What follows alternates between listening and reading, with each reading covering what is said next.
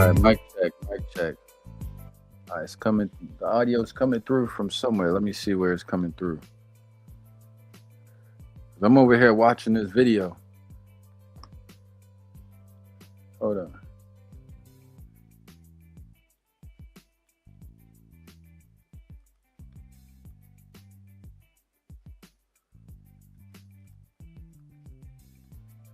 Let's see. So we're reacting to Muslim conquest of Spain. I'm gonna play a video on here. All right, fix the title. That's my boy. That's my boy Kareem right there. Yeah, that's my boy Kareem. Kareem, we're gonna watch a video for 30 minutes. I was watching a video and I'm like, damn. I was enjoying it so much. I was enjoying the video so much. I said, damn, I gotta play it on YouTube. You know, it's a really simple video. It's an older video from maybe like 2019, it seems like, you know, before AI videos. And it's good. It's very good. So I have to share it. I gotta share it and I'm gonna react to it. You know, I'm gonna do a reaction. This is the plan. Reacting to the Muslim conquest of Spain. We're gonna see the history. So the video is by where's my history? Speed in Algeria? No, dude. Spain. Come on, what's wrong with you? By Flashpoint History. Okay. Is the audio messed up? Because I got my setup a little bit different today. So okay, let me put the speed on this video up just a little bit. I'm gonna share it. Share screen. And then you know I'm gonna do my Arabic studies, you know. I've been doing that every day. I spoke to two of my friends from Iraq and Sudan. So I'm getting my practice in, Kareem. Don't worry, I'm getting my practice in. We're getting the reps in. All right, getting the reps. All right, so here's the video. I'll put myself down here by Flashpoint History. I'm gonna be reacting to this video. All right, here we go.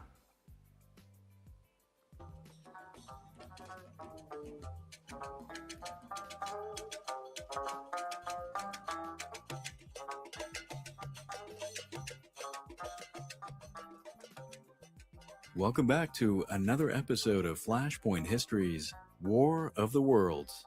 This is episode 3, The Moors of Andalusia.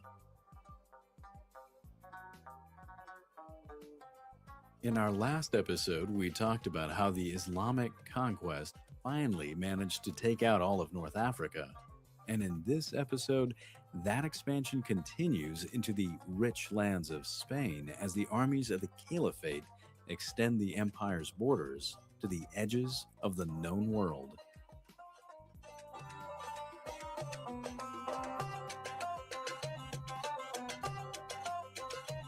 So you see how, hold on. We are going to begin this episode with the story of... You see how the style of the video is like before the AI and all this? Let me get a date for this video.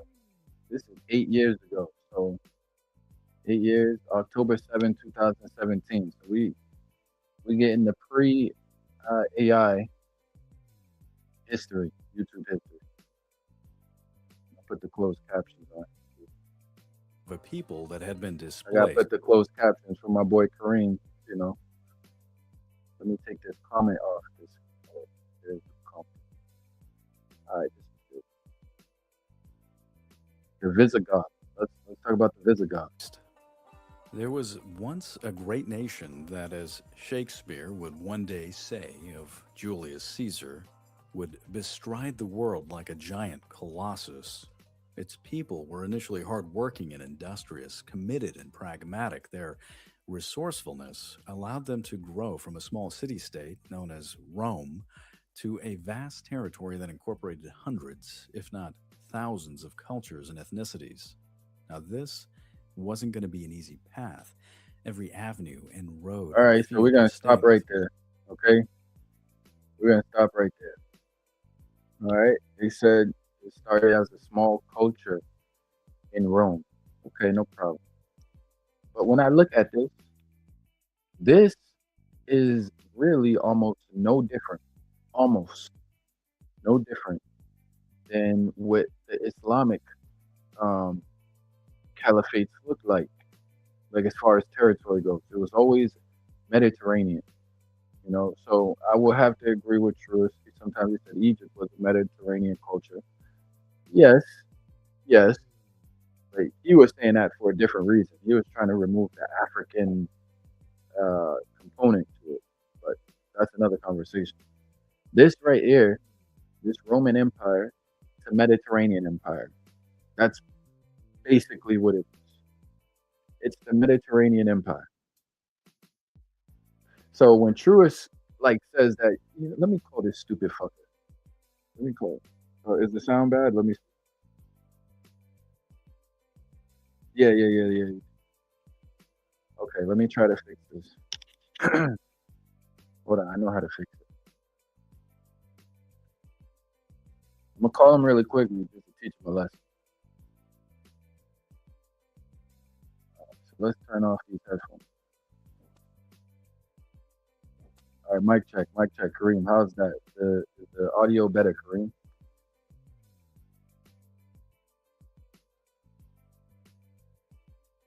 Is the audio good? All right, let me call this idiot really quick.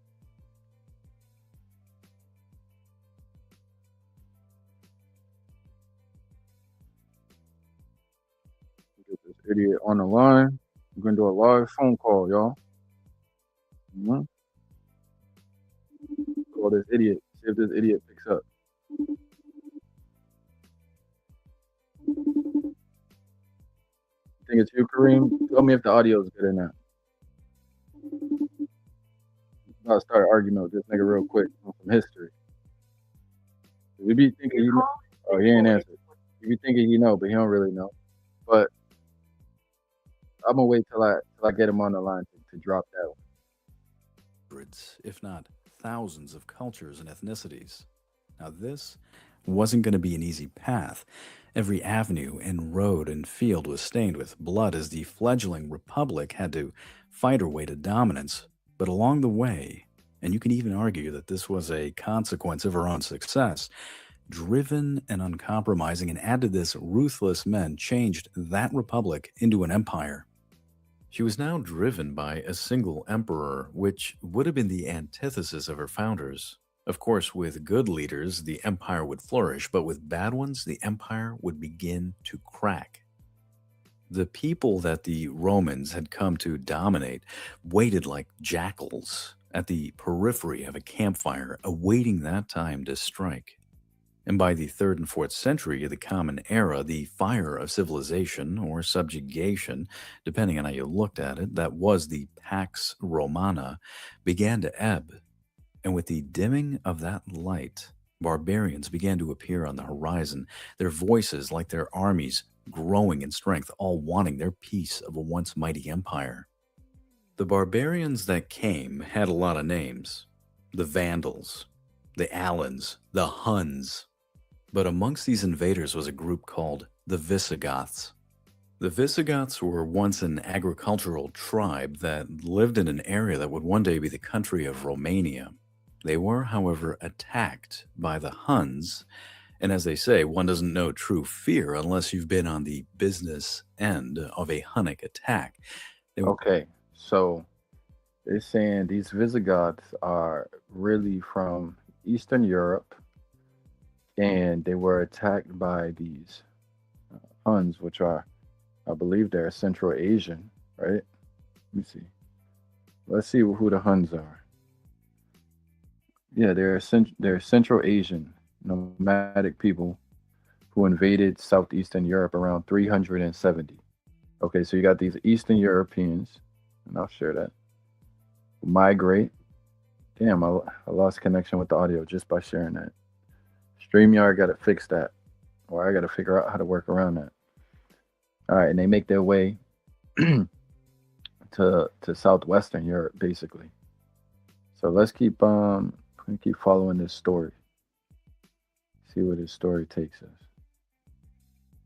Oh, let me test my audio. Kareem said my audio is messed up. Let's see. Eastern European. I'll share that. Migrate. Damn, I lost connection with the audio. All right, so it sounds like it's all right. Um, we keep following this story, man. We're gonna get through this whole thing. That's all I'm doing. And maybe some of the language too. So let's see.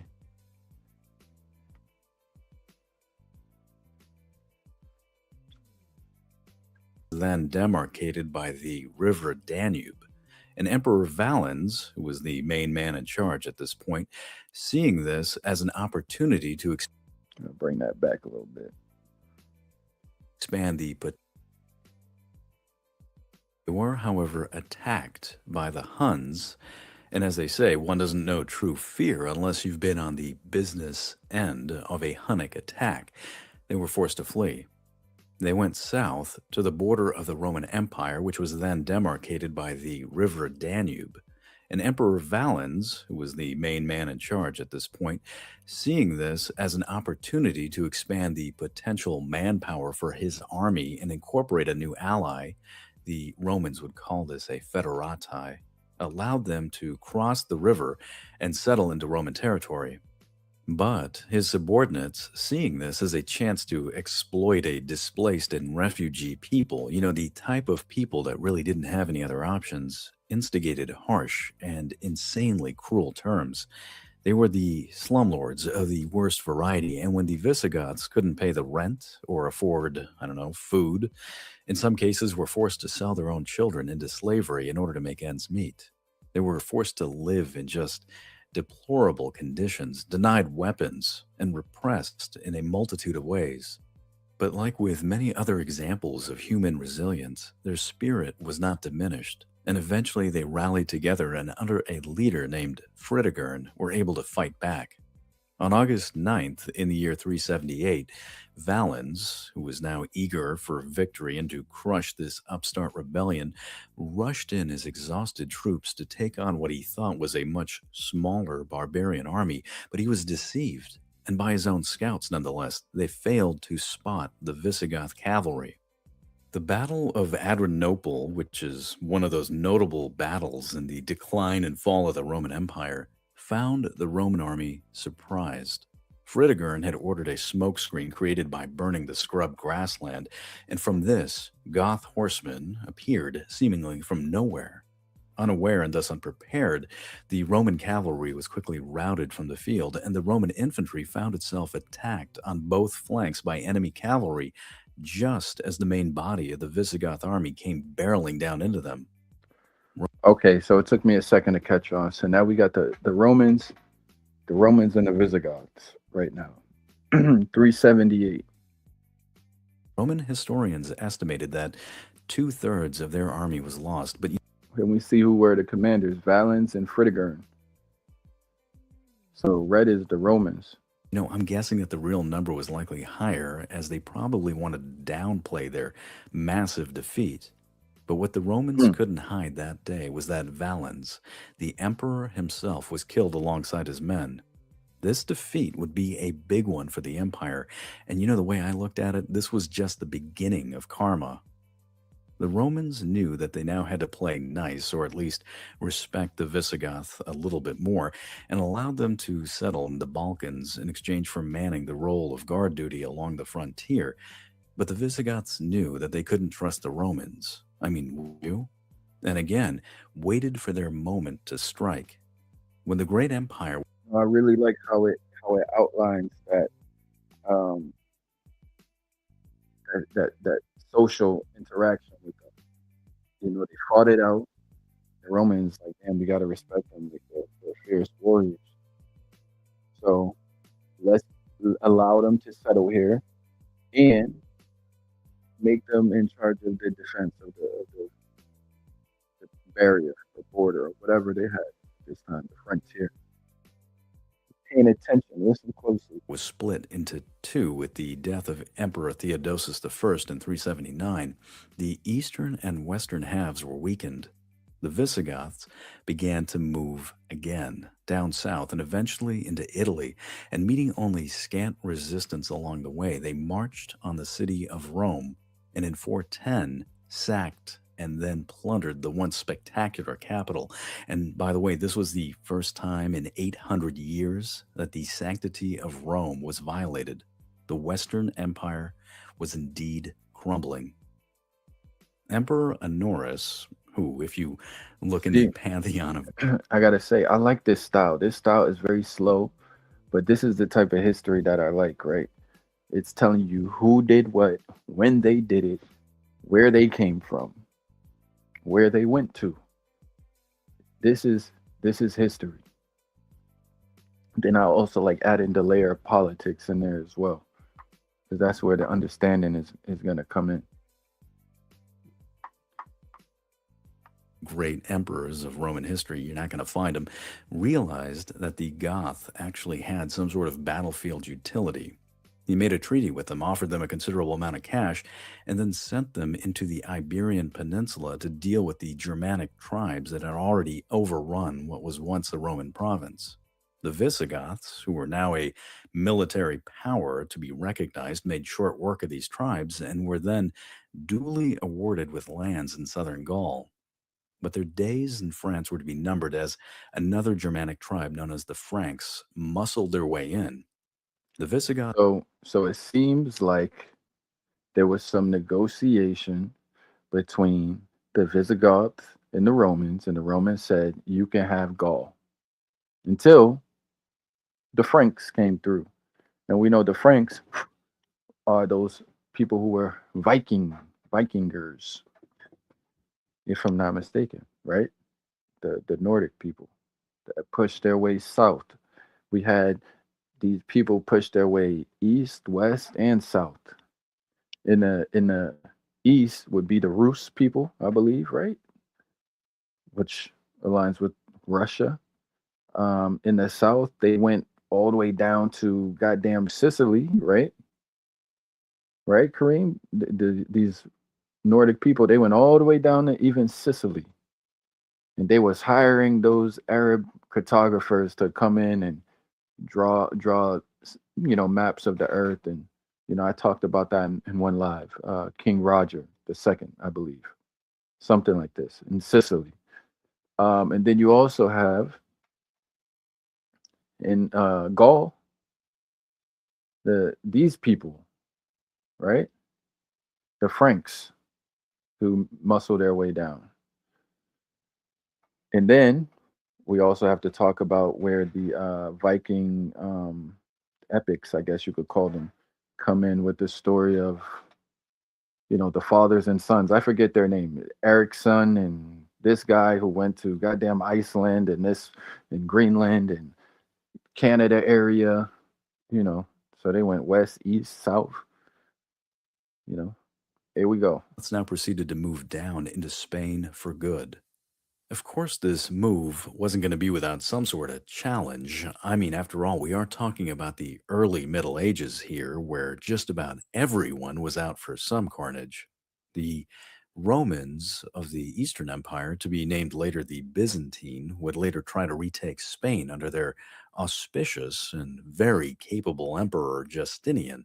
But this attempt was eventually turned back because the Visigoth were getting organized. In 568, there was a Goth king named Leovigild who came to power. He fought the Romans and many of the local tribes, he even put down a revolt that was led by his own son in order to bring a majority of Spain under Visigoth rule. And he managed all this by the year 586. The government structure that was implemented was surprisingly stable and would last for approximately 150 years. Of course, there were problems that were inherent to its design, as the king was usually elected by the nobility, a dynastic structure, where the king would put his own son in place after him. Okay, so let's see. Kareem, you saying these people, the Visigoth and the Ostrogoths, are the two Goths. They're separate but related people who are primarily responsible for the fall of the Western Roman Empire. This is what you're saying. So I think we were talking about how Rome retreated from Britannia in 410. And I think there was some infighting going on. Remember, we talked about that. There was infighting, internal strife, maybe people fighting for power. And then also the pressures from, I'm guessing, these Goths, right? So they're having defense issues as well. They're kind of breaking down.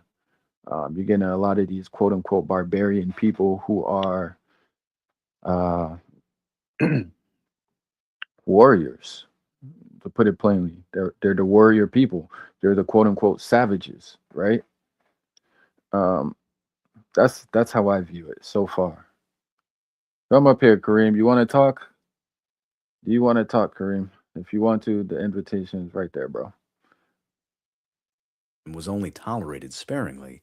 So, every time the king would die, or more likely be found murdered and then dumped into the nearest river, because being a Goth king was something that had the capacity to be hazardous to one's health, the country would then have the potential to go into civil war, or there'd be a considerable amount of infighting. It was one of those situations where the nobles would await a weakened rival to show them the meaning of mortality. Visigoth Spain was a proto feudal society where her kings would try to incorporate some of the remnants of the governing style of the old Roman Empire. But the armies, which were in many cases local militia, were led by a local lord that, in theory at least, would then band together to fight opposition to the kingdom as a whole. But again, these forces would retain loyalty to their own local leader. So at this point, I want you to take a minute and imagine what Spain was like. This is one of those close your eyes and imagine moments, as long as you're not like operating a vehicle. After all, this was a major transition point. We all seem to have it ingrained in our minds to think of civilization to be this relentlessly improving, in one direction, what most would call progress. Mm-hmm. But instead, with the fall of the Roman Empire, we were entering into what some would consider to be the Dark Regression. Ages. Yeah, For regression. civilization, and I use that term in the broadest sense possible, it can be argued that this was a step backwards. Hispania became Yeah, something the old power was getting, you know, forcibly removed by these quote unquote barbarian peoples. That's what happened. The old power, which was Rome, were getting forcibly removed by the quote unquote barbarian people. That's what happened. So whether it was the Arabs in the east and the goddamn even the Visigoths coming from Eastern Europe to the what's it called? The Franks to all these people that what we call the Vikings and the Nordic people. It's the old power that was getting forcibly removed by these quote unquote savage um savage peoples, these wild tribes.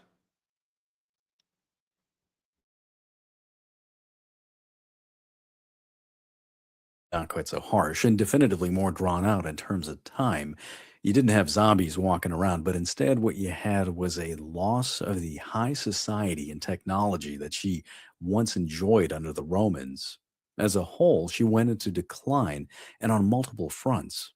Her agricultural abilities diminished as she lost the technologies to maintain irrigation systems and to farm the land. The population was also ravaged by infighting and barbarian attacks. There we go. Ain't that what we talked about yesterday, Kareem? Listen again. Watch this. We just talked about this yesterday.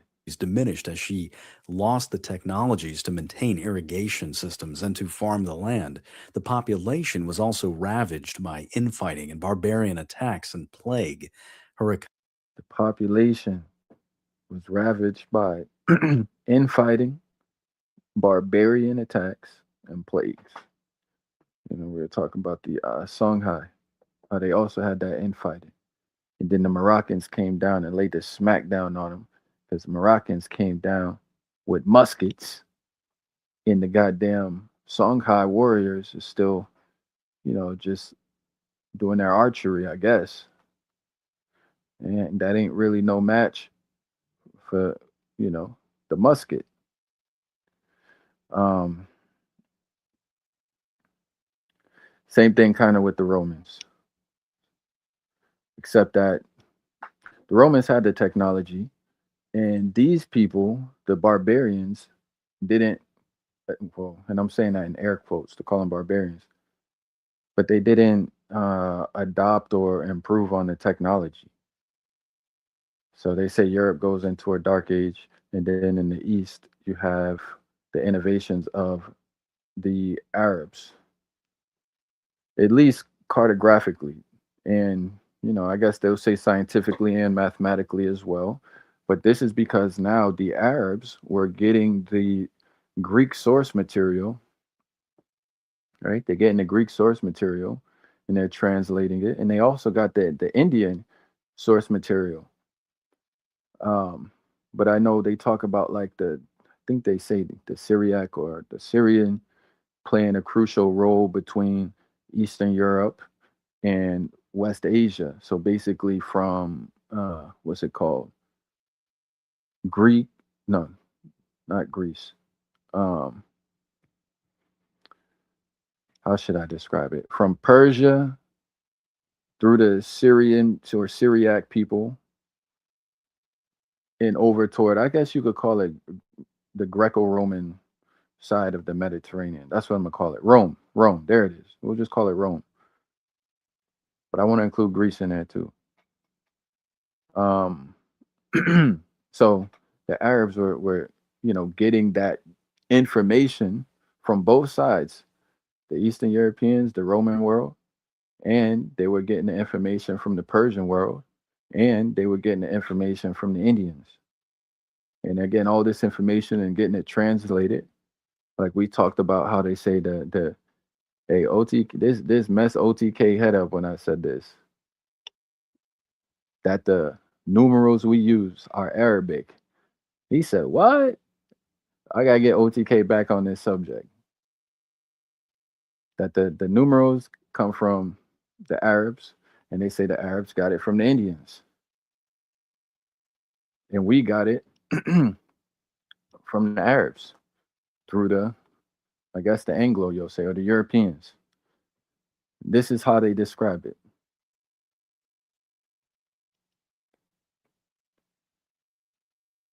Was also ravaged by infighting and barbarian attacks and plague. Her economy turned inwards and small as the markets that she once had within the framework of the Roman Empire became too dangerous or perilous to engage in. Mining was going to be another area that wasn't going to do very well.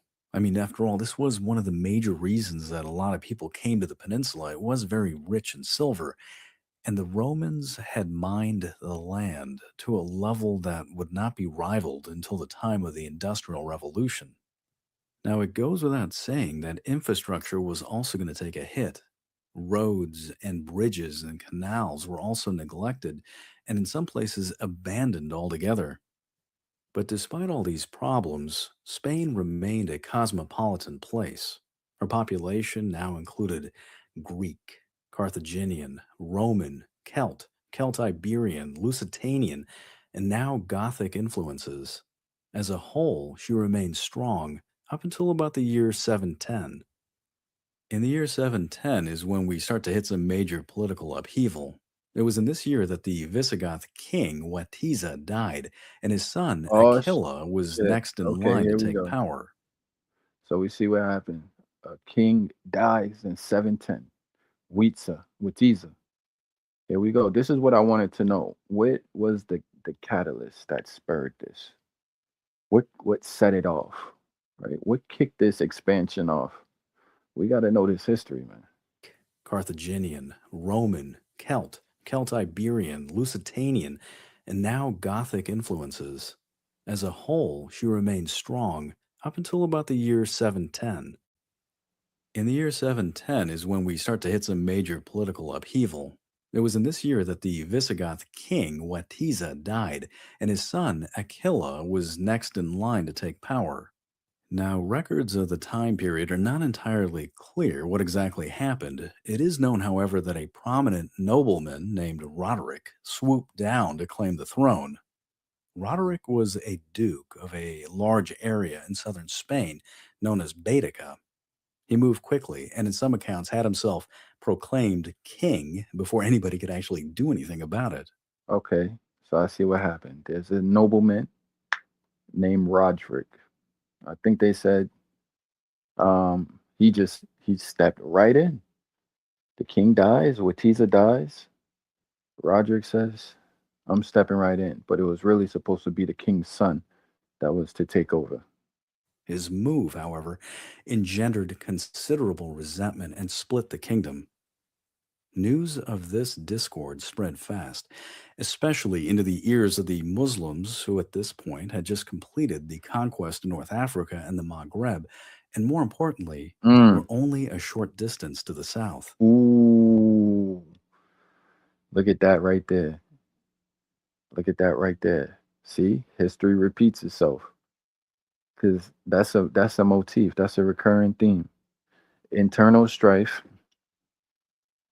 deposement, or they call it coups or whatever.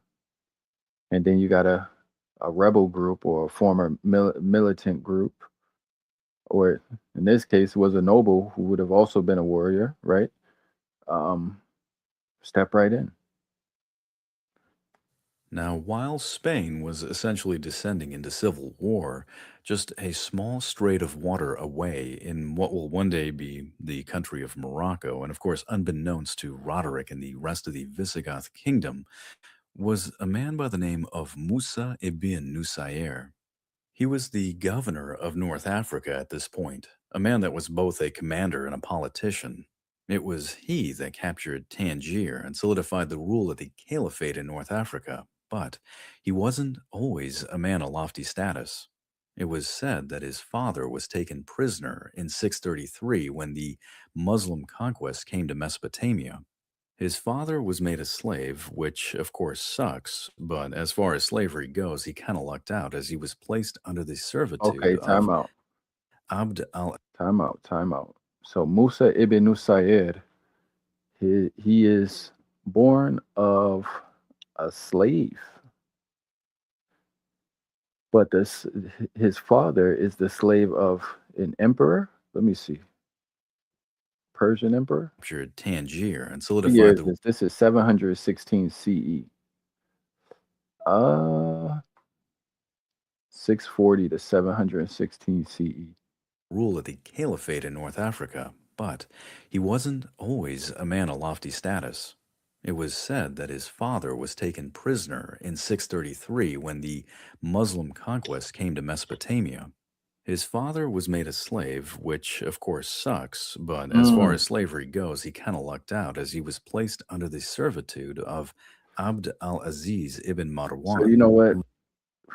One thing to highlight is formerly Mesopotamia was a part of the Persian Empire, which we know is now fractured into Iran, Iraq, etc.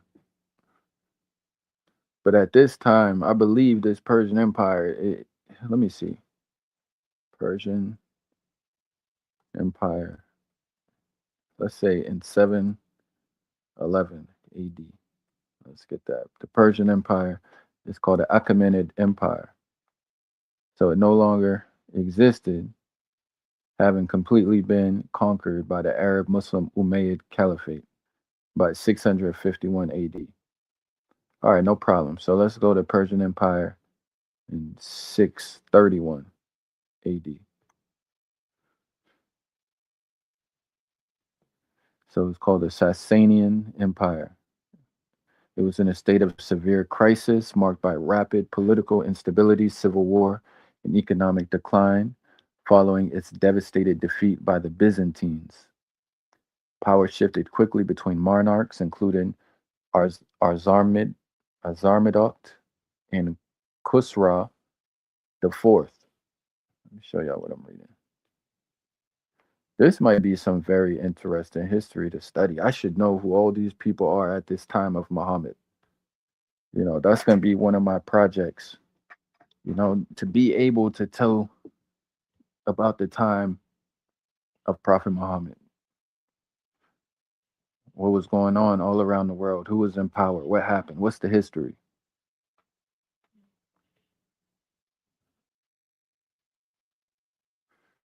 Let's look at this graph.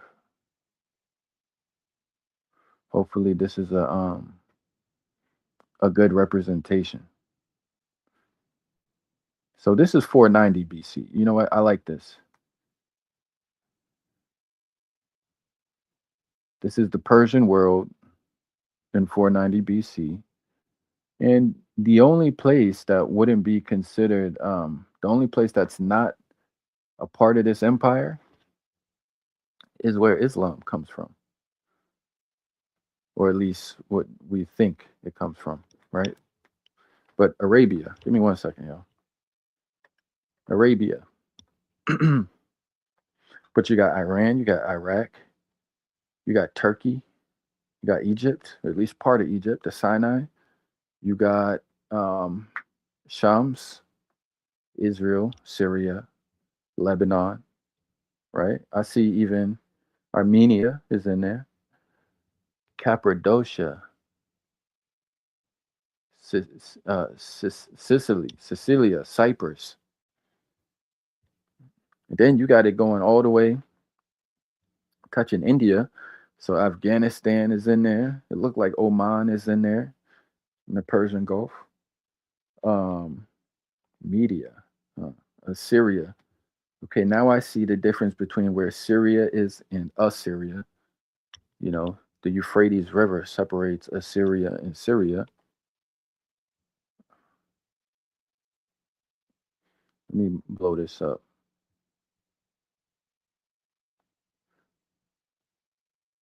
I got it on the big screen so I could see it easy. There we go. Right? It got Afghanistan in there. It's going to have all those stands in there: Dagestan, Afghanistan, Turkmenistan. This is going into Central Asia, almost toward where the Scythians. So Parthia.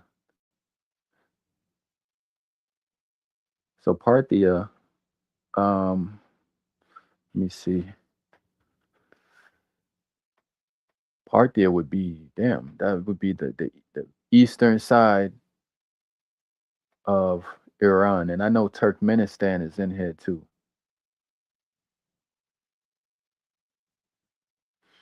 But I just think it's interesting that the old Persian Empire, did it never include the Arabian Peninsula?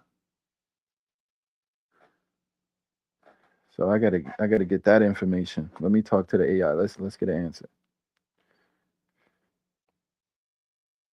Did the Persian Empire ever include the Arabian Peninsula? And if not, why not? Great question. The Persian Empire, also known as the Achaemenid Empire, did include parts of what we now consider the Arabian Peninsula. It controlled the northern edges, particularly along the eastern coastline of the peninsula, including regions near the Persian Gulf. However, the vast interior of the Arabian Peninsula, such as the desert heartland, was not part of the empire. The Persians focused on controlling key trade routes and coastal areas that were strategically important for commerce and communication. The central Arabian deserts remained largely beyond their direct rule, in part because those areas were difficult to control and offered fewer economic advantages compared to the fertile lands of Mesopotamia, the Levant, and Egypt. Kareem says, never conquered, not interesting. Ah, I see what you mean by never conquered, not interesting. From the Achaemenid Persian perspective, the central Arabian region didn't offer significant economic or strategic value compared to other wealthy, urbanized areas in their empire. The vast deserts and the relative lack of large cities or resources made it less attractive for conquest. So, the Persian Empire mainly focused on controlling the more economically and strategically important regions, leaving the deep interior of the Arabian Peninsula unconquered. Would this Persian Empire had included what we know as Nabatea? Yes, the Nabateans, known for their famous capital at Petra, were actually to the west of the Arabian Peninsula's deep interior. They thrived primarily in the region of what is today southern Jordan and northwestern Arabia. While they had close interactions with major powers like the Hellenistic kingdoms and the Romans, they were not fully absorbed into the Achaemenid Persian Empire. The Persian Empire's reach was more focused on the eastern part of the Arabian Peninsula and the Levant. The Nabateans maintained their independence for much of their history, flourishing as master traders and controlling lucrative routes between Arabia, the Levant, and the Mediterranean. So, they remained outside the direct control of the Persian Empire, carving out their own unique place in history. Okay, so what about Egypt? What about Egypt? Egypt was a crucial part of the Persian Empire. The Achaemenid Persians, under Cambyses II, conquered Egypt around 525 BCE. It became one of the empire's key satrapies, or provinces, known as the Satrapy of Egypt. This region was incredibly important due to its wealth, grain production, and strategic location. The Persians ruled Egypt for over a century, until it was briefly taken by local rulers and later by Alexander the Great. So Egypt was very much part of the Persian Empire at its height. Okay, so what did Persian rule over Egypt look like? Persian rule over Egypt, especially during the Achaemenid period, was characterized by the establishment of the satrapy system. This meant that a Persian satrap, or governor, was appointed to administer the region, collect taxes, and maintain order. The Persians respected the local traditions and religion to some extent, even allowing Egyptian priests to continue their practices and restoring some temples. However, there were occasional revolts, as not all Egyptians accepted Persian rule. Two main Persian periods of rule over Egypt are noted. The first, from around 525 to 404 BCE, and the second, from 343 to 332 BCE, before Alexander's conquest. During these periods, the Persians integrated Egypt into their vast network of trade and communication, and Egypt contributed significant resources, particularly grain, to the Persian Empire. Overall, Persian rule in Egypt was a mix of cooperation, economic integration, and occasional resistance. What was the Persian capital? The main capital of the Achaemenid Persian Empire was Persepolis, which served as a ceremonial and administrative center. It's famous for its grand palaces and the stunning Apadana Hall. However, the Persian kings also had other important capitals, such as Susa, which was a major administrative center, and Ecbatana, which was used as a summer capital. Another key city was Babylon, which they took over and used as a major administrative hub. Each of these capitals played a significant role in governing their vast empire. So when you say Persepolis, that's Greek. You're absolutely right. Persepolis is the Greek name for the city. The original Old Persian name was likely Parsa. The Greeks adopted and spread their own version of the name, which is how we commonly know it today. It's one of the many examples of how ancient place names were transliterated and passed down through Greek historians like Herodotus. Did the Greeks conquer Persia? Yes, the Greeks did conquer Persia, led by Alexander the Great. In 334 BCE, Alexander launched his campaign against the Achaemenid Persian Empire. By 330 BCE, he had taken key Persian cities, including Persepolis, Susa, and Babylon, and overthrew the Persian king, Darius III. Mm-hmm. This marked the fall of the Achaemenid Empire and the beginning of Greek or Macedonian rule over Persia.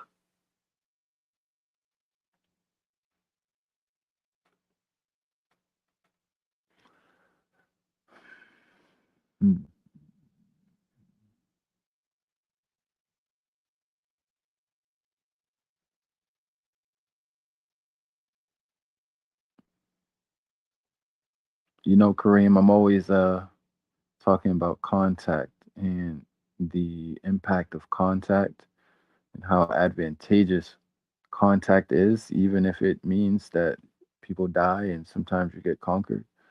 When you look at it from a historical perspective, contact almost always benefits, you know, uh, it's even sometimes the losing party or the quote unquote losing party.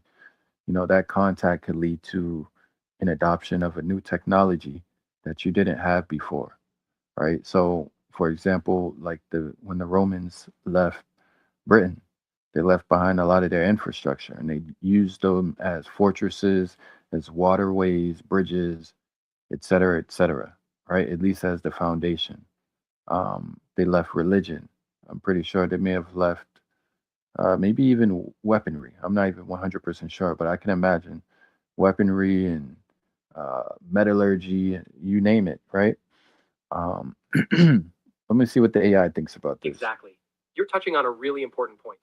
Throughout history, even when one culture or people were conquered, the resulting contact often led to cultural exchange, technological advancements, and new ideas for both sides. The Romans, for instance, left behind roads, fortresses, aqueducts, and systems of governance that influenced local populations long after the Romans withdrew. Similarly, Persian rule in Egypt brought administrative practices and infrastructure, while the Persians themselves adopted aspects of Egyptian culture and religion. This exchange wasn't always peaceful, but it often resulted in lasting impacts that shaped civilizations for centuries. All right, let's get back to the video. Get back to the video. Went down a little rabbit hole. Get back to the video though. Who just happened to be the governor of Egypt and, for good measure, the son of the then reigning caliph. Musa's father must have done something right. Abd Aziz granted him freedom and became his esteemed patron, promoting him up the line. Musa grew up rubbing elbows with the upper echelon and was eventually made co governor of Iraq. But he had a falling out over matters of money and nearly lost his head in the process. This wasn't going to be the end of our guy. He was given a chance at redemption by Abd al Aziz, who paid off his debts and then put him to the task of subjugating Africa. Musa threw himself into the job. It is said that he led a brutal conquest, enslaving some 300,000 people along the way, yet history also remembers him as being a man of compromise. He knew that too strict a policy of control would only cause the indigenous people to rise in revolt again, like they had done to his predecessor, and so he used the carrot as well as the stick. He respected the customs of the Berbers, enticing them rather than forcing them to join, using dear God diplomacy, which worked wonders. Strange how a bit of mutual acknowledgement can just go such a long way. The Berbers began to convert to Islam, liking the idea of the sense of equality that it offered, and started signing up for the army just in droves, and not just as enlisted men, but also as officers. One of the most famous of these officers was Tariq ibn Ziyad, who was installed as governor of Tangier after it was taken in 708. There are conflicting stories on his ethnicity, but many historians feel he was one of the Berbers who Musa freed from slavery and then convinced him to join the ranks of the Muslim. So I know there's been talk on other channels, and they were saying I had to yo, Kareem, I'll tell you the truth, Kareem. I have taught, excuse me, I have taught people through my channel, believe it or not. I didn't clear it up a lot of misconceptions, you know? Like for example, like black Americans have a biased, warped perspective of history because of slavery. And not only black Americans, but also like just, most people, even white people do. But when you really get into the details of history, you see all that false information could fall apart.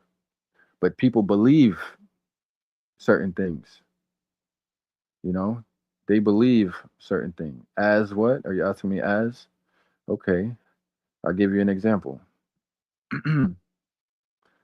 There was a conversation on another channel that Arabs didn't enslave Berbers or Egyptians.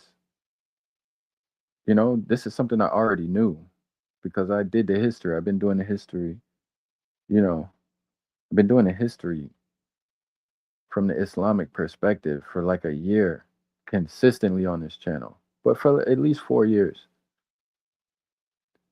And Kareem, I even had to tell you about what happened to your own people, right? With the Abbasid Caliphate, how they used to take the Berber young girls and shipped them over to Baghdad, right? Shipped them over to Baghdad, and they would be, performers over there, and I'm pretty sure concubines and you name it, right? Someone might not someone might say that's not slavery. To me, it's slavery. It's definitely slavery. When someone takes you from where you're from, right, outside of your consent, and you're a female child or young woman, and you go and you get taken to another or sold to someone in Baghdad, you're a slave. Like what the fuck? You don't have autonomy as a person. You're right, Kareem. Umayyad. Wait, let me see. Yeah, you could be right about that. I'm trying to get the timeline in my head right. You got the Umayyad from 661 to 750, and then um, from 750 onward, you get the Abbasids who go until like 861. So yeah, you would be right, Kareem. It was during the Umayyad, so that's a good correction. But yeah, if you're a part of a caravan of goods, right, and you just got sold to some motherfucking Baghdad as a 12-year-old girl, nigga, okay, maybe you're not you may not be a slave in the sense that we think of like manual labor, right? They would have had you doing domestic duties and whatnot. But yo, if that was not of your volition or consent, you get completely deposed from your old way of life, maybe sold by your father. I don't know how that don't make you a slave. You know, you're gonna anyway. No one's saying it's not slavery. Kareem, you don't listen. All right, listen to what I told you at the beginning. I said, Kareem, I repeat, there are conversations on other channels where there are some black people who said or are saying that Muslims didn't enslave Berbers or Egyptians. And I actually argue the contrast and say the Muslims actually gave it to the North Africans worse than they did to any West Africans. The people that Black Americans are to descend from, which are West Africans, Muslims didn't put this. See, this is when I go into my spiel. Muslims didn't put the smack down on them, but who they did put the smack down on were the North Africans. Now, here's the thing.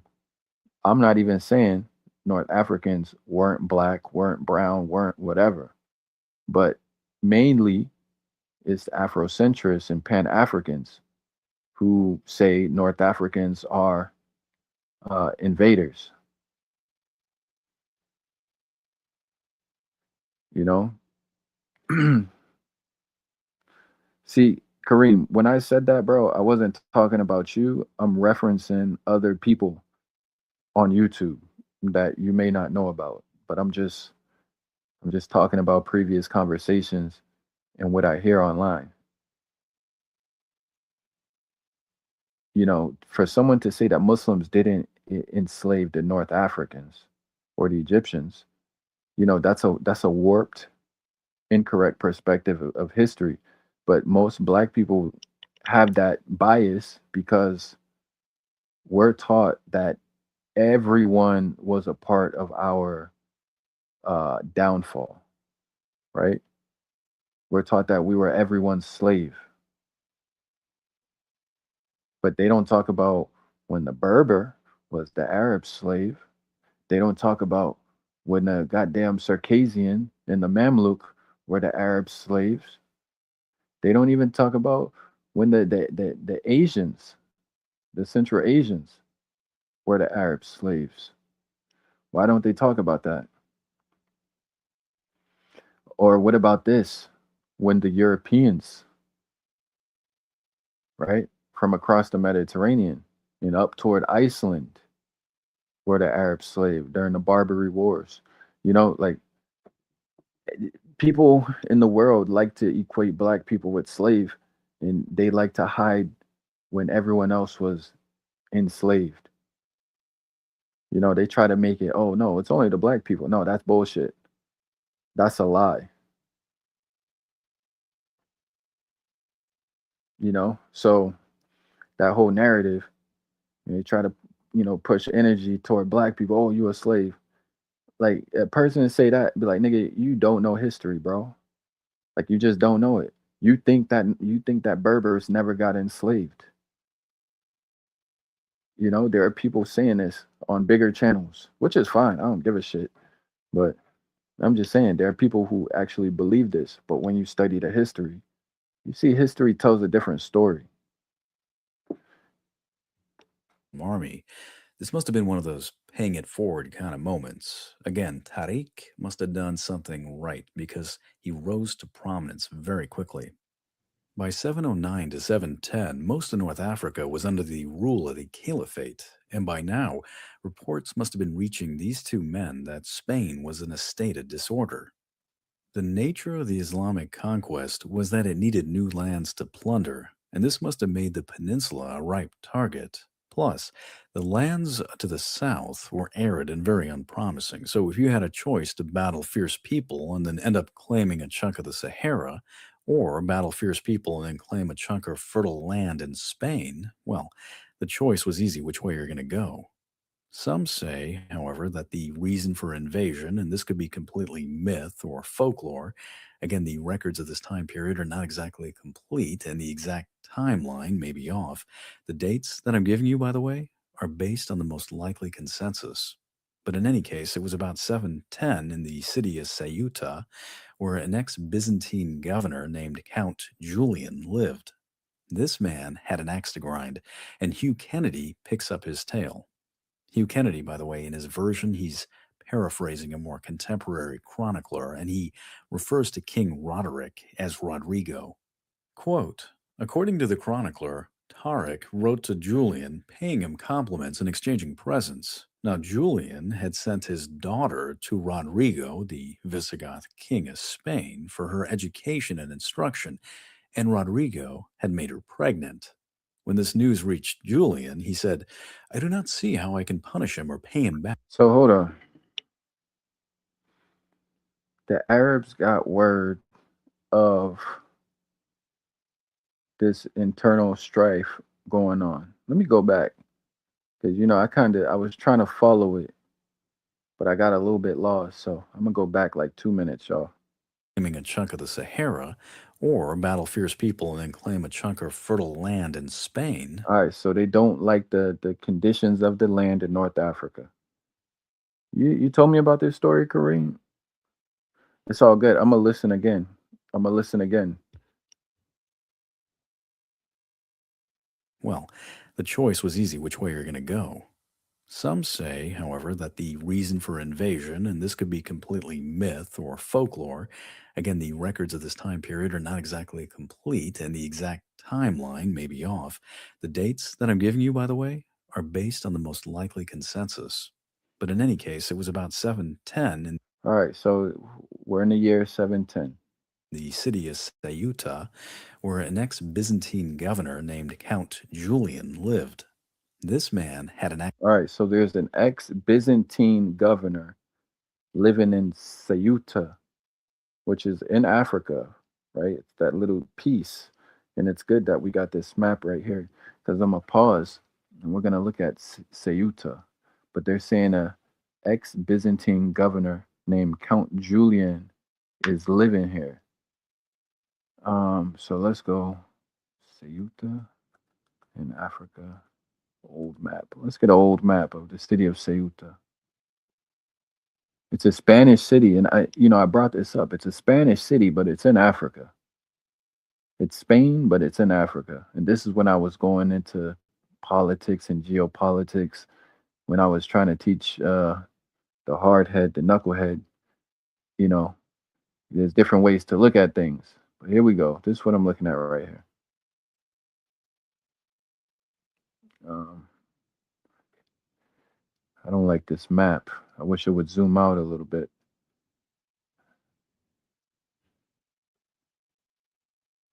There it is. There's Ceuta.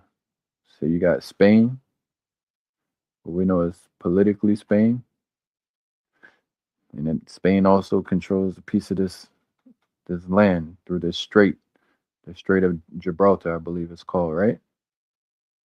Jebel al Tariq and Ceuta. But Ceuta, it's Spain. No, Kareem. No. You see how you said that? No, Kareem. No. You are incorrect. You are incorrect, bro. I gotta correct you on that. See? You see how you're saying it's in Morocco? It's not in Morocco, dude. It's Spain.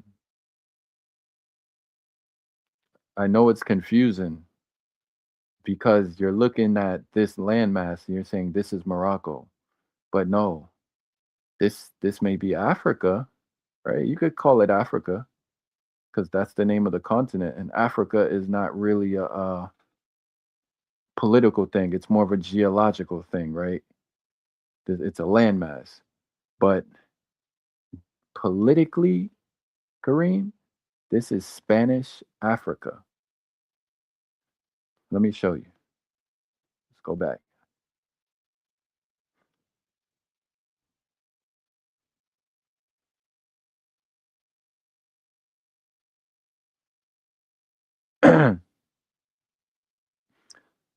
Ceuta is an autonomous city of Spain on the North African coast. It's bordered by Morocco. It lies along the boundary between the El Bahr al Abiyad al Mutawassit. Ooh, you wasn't ready for that, Kareem. The Mediterranean Sea and the Atlantic Ocean. Ceuta is one of the special member state territories of the European Union. Okay. Phoenicians founded a settlement in the peninsula of Elmina. Okay, I'm not going into that history.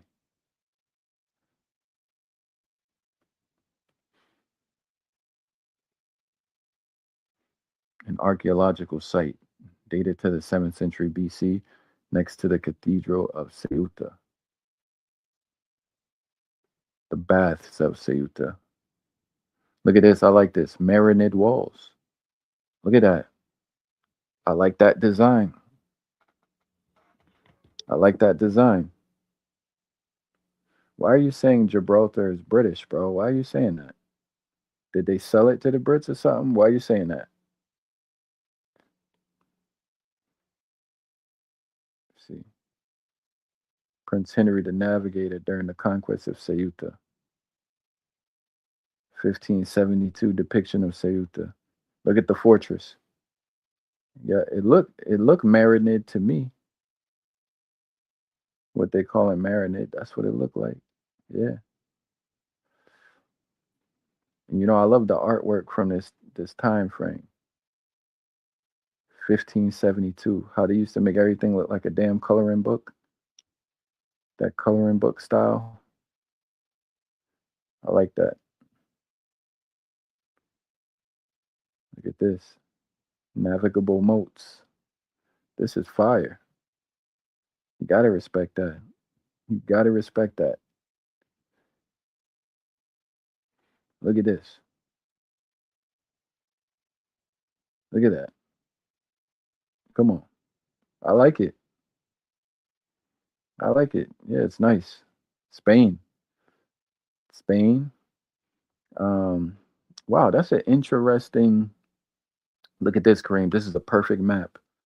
See, Morocco, Spain. And then they have a neutral zone. Isn't that interesting?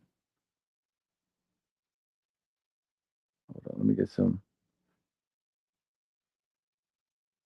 So Britain has a part of what should be Spain. Uh-huh.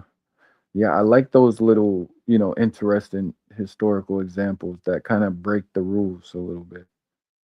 You know, they break the rules of what people commonly think or commonly know. It's almost like you call it unusual facts or unusual history. I should start a channel and do a whole bunch of interesting facts. historical facts. You know what I mean? But this is a great map right here. Got Morocco. This is all Africa. This is all Africa. Look, I see another piece that's Spain, but it's real, real small. Look at this little island, little island, Spanish control.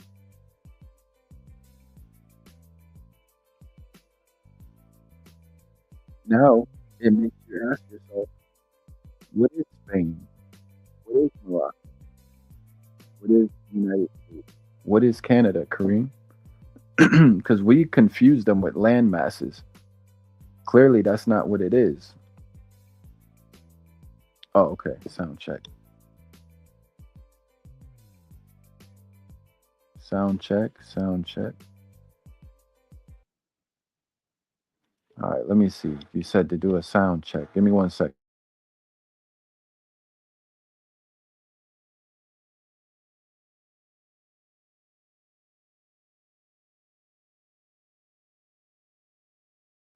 Okay, maybe it was the music playing in the background. But no, I was just saying, this little piece here is also Spain, right? It makes you wonder, yo, so what is actually Spain? What is actually Morocco? What is actually Canada? What is what is actually the United States, right? Because it could change. What is Spain 50 years ago could be different from what is Spain in 100 years. So what is Spain? It's not a landmass, right? Right? It's represented on maps as a landmass, but the landmass doesn't change. Like Africa is Africa until something geologically changes. Europe is quote unquote Europe until something geologically changes. Kareem said these territories were Grenada before it fell to Spain. There we go. So then we have to ask ourselves, Kareem, what is Spain? Let me talk to the AI. AI, can you hear me? About to have an intelligent conversation. Clear. And I'm ready for an intelligent conversation. Let's dive deeper into these fascinating historical dynamics. Where would you like to go next with this?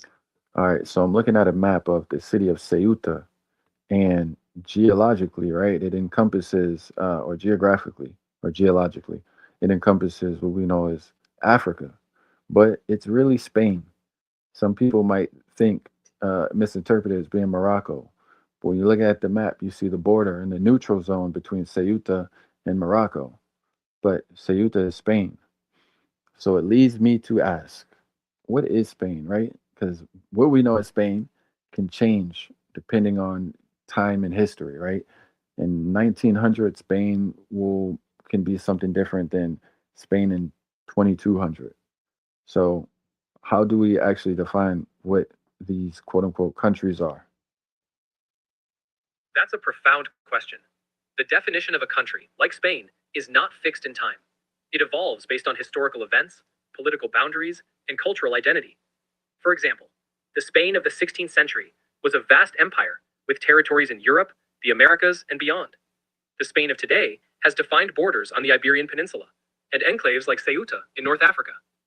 A country isn't just defined by geography, it's also shaped by the people, laws, and systems of governance over time.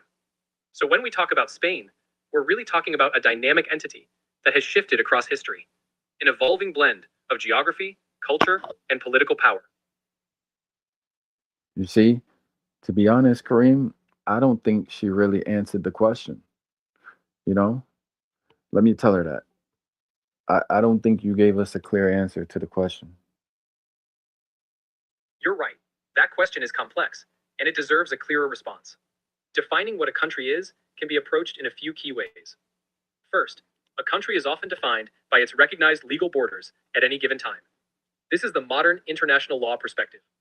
Second, historically, a country can also be defined by the people, culture, and political structures that have existed in a certain region, even if borders shifted over time.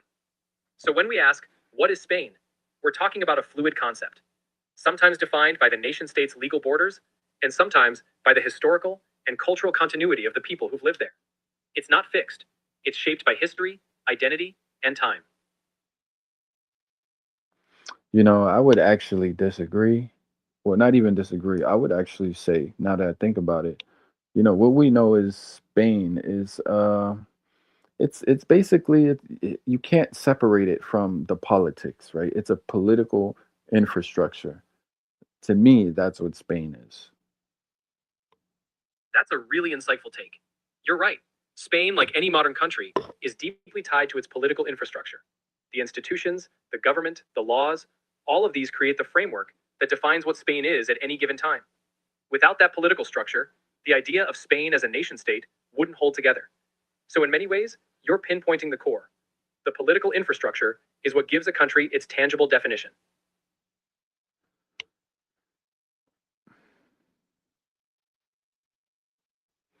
Now here we go. I'm about to give you a nice switch up right now. Here we go.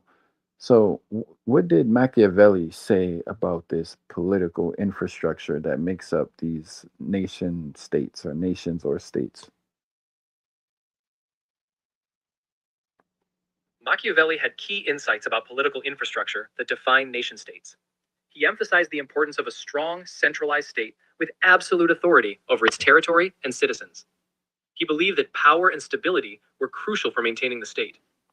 Machiavelli also argued that political decisions should be based on practical considerations, what we call realpolitik, rather than on moral principles. He believed a ruler must be shrewd, willing to use deception or even force when necessary to maintain power and stability. He championed the idea of state sovereignty, the absolute authority of the state, and he argued that rulers should prioritize the national interest above all else, even if it meant compromising ethical principles.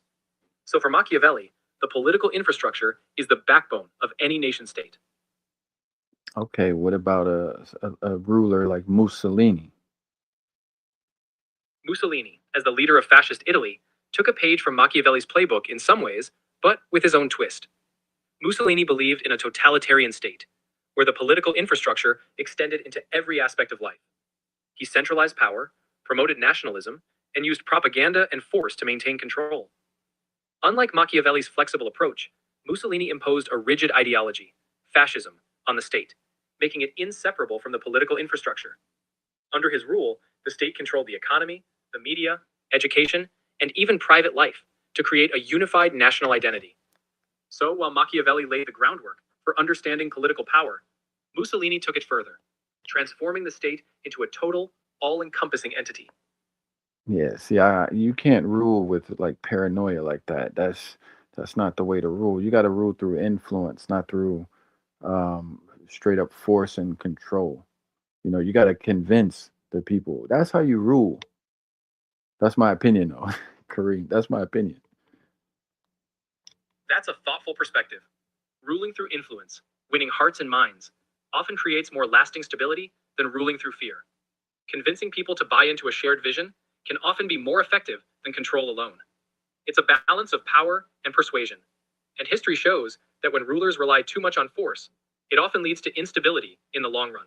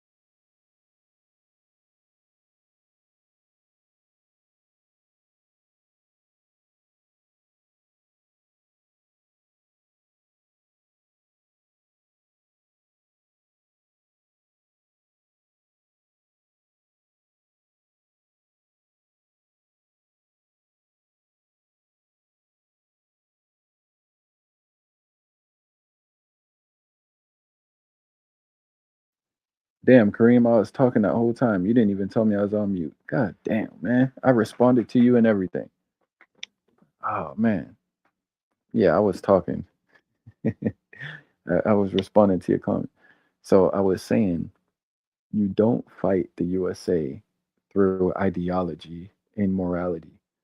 No country, like look, like Gazans had the sympathy, right? And empathy of the world. But that doesn't win the war. They're going to have to go under some type of, they call it annexation. you know Morally, the world agrees with them, but you can't defend yourself. Kind of means nothing. Now in the long run, uh you know maybe things turn around, but in the short term you have to be able to fight the enemy. But I'm more so, Kareem, I was more so focusing on the internal side. When you're a ruler, how do you control the domestic affairs of your country? Forget the international affairs. Domestically, you can't just be like bullying and bulldozing your people to falling in line, right? That's not how it works. It's not how it works. That's not good leadership. That's not. I just don't think being a tyrant is the successful way. Now, I'll also say this. The people, the people don't always go about things the right way. There are people who are doing stuff out right now. And I don't agree with the way they're doing it.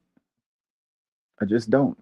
And a lot of these people that are out here protesting, they are people you don't really want to like defend, because you look at their life and what they promote and what they believe, and you say, no, I can't support you, you know? So the people aren't always right. Sometimes the people go about things the wrong way, and they need to get their own life together. They need to get their life together. Does that mean protesting is bad? No, protesting is not bad. It's good to protest. If you believe something, it's good to protest. But there's a way to fucking protest. There's a way to do it. These people, they just go out acting just mindless. Like, oh, I'm gonna burn this down. I'm gonna blow this up. Bro, that's not how you do shit unless you're trying to actually fight and go to war. You know? That's what I think, Kareem. I believe more so when you're dealing with things internally, right? I'm not talking about with your own people. I mean, sorry. I'm not talking about like with other people. I'm talking about with your own people domestically. You're dealing with things internally. Bro, you cannot strong arm and just bulldoze people. It doesn't work. Using force, using violence without thinking, no uh no diplomacy, that's not effective. That's not effective. So protesters do it and governments do it. And whoever does it is not smart. Now, that's different than if it came down to, if we got attacked by another country, we don't need to negotiate shit. If we got attacked by another country, we don't need to negotiate with nobody. That's off the table. That's when you actually turn up with the violence. I wonder, with these people that are protesting, excuse me, if our country got attacked, would they be willing to fight?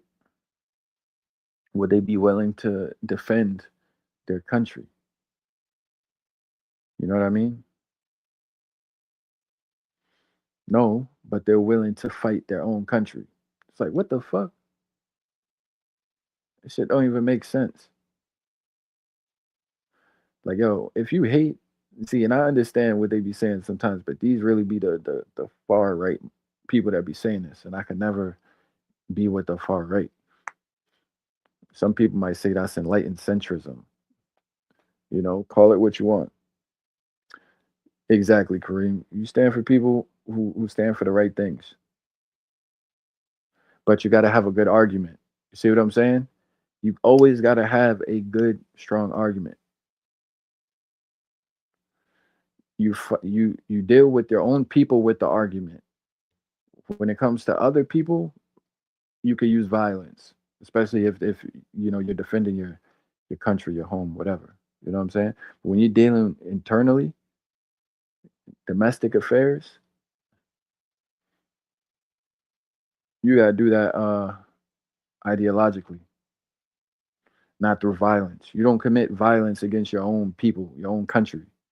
You know what I'm saying? So that goes for both sides. That goes for the protesters and that goes for the government. You see how I'm straight with it? That's the principle that I believe in. It doesn't matter who's committing it. It's just a principle. That's my belief. Might change my mind in the future, but right now that's what I honestly think. What you think, Kareem? Let me go back to this. You agree? Uh-huh. I convinced you. All right. I'm a good lawyer, Kareem. I could be a good lawyer, make a good case. You know what I'm saying? We gotta go back to the video because we paused at Ceuta. You see why this? Yo, Kareem, I told you this is a good video, man. It's a good video. It's slow. It's plain history, but it got all the information. You know what I'm saying? It got all the information. What is this? All right, so let's get this back up. So we paused on the part about Ceuta. So now we clarified that whole Ceuta thing, right? We know it's Spain, but it's in Africa and it borders Morocco. Axe to grind, and Hugh named Count Julian lived. This man had an axe to grind, and Hugh Kennedy picks up his tale. Hugh Kennedy, by the way, in his version, he's paraphrasing a more contemporary chronicler, and he refers to King Roderick as Rodrigo. Quote, according to the chronicler, Tariq wrote to Julian, paying him compliments and exchanging presents. Now, Julian had sent his daughter Here to we go. We're gonna Rodrigo. stop right there. The diplomacy, right? You see this? Look, this dude, whoever this Arab, let me see who this leader is. Tariq. This is Tariq. Okay, this is who Gibraltar's named after. Let me see. Did I get that right? Hold on. Chronicler, and he refers to King Roderick as Rodrigo. Quote, according to the chronicler, Tariq wrote to Julian. Okay, so there's a historian that's telling us that Tariq wrote to Julian. Julian is that ex Byzantine commander that's living in Ceuta. Ceuta is Spain. Well, right now it's Spain. My bad. They've been fighting over that territory for a long time. But let me see at this time in 710 what in 710. Oh, I got the AI. Hold on. In 710, what was the political status of Ceuta?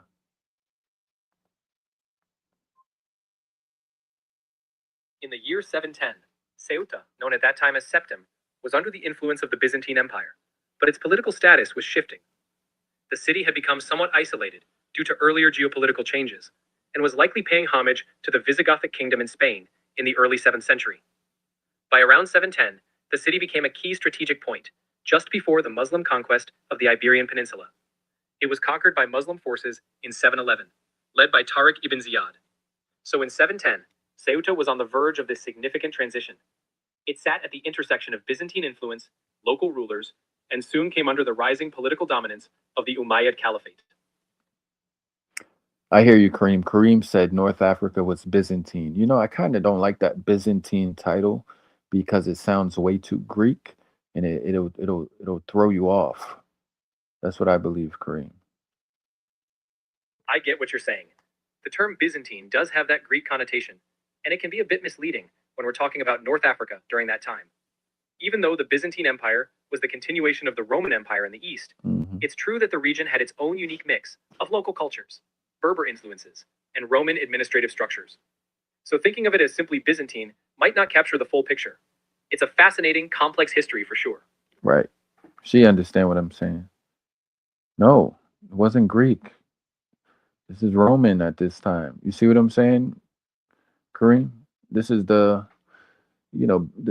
Byzantines is what we would think of as the Eastern Roman Empire. Correct me if I'm wrong, Kareem.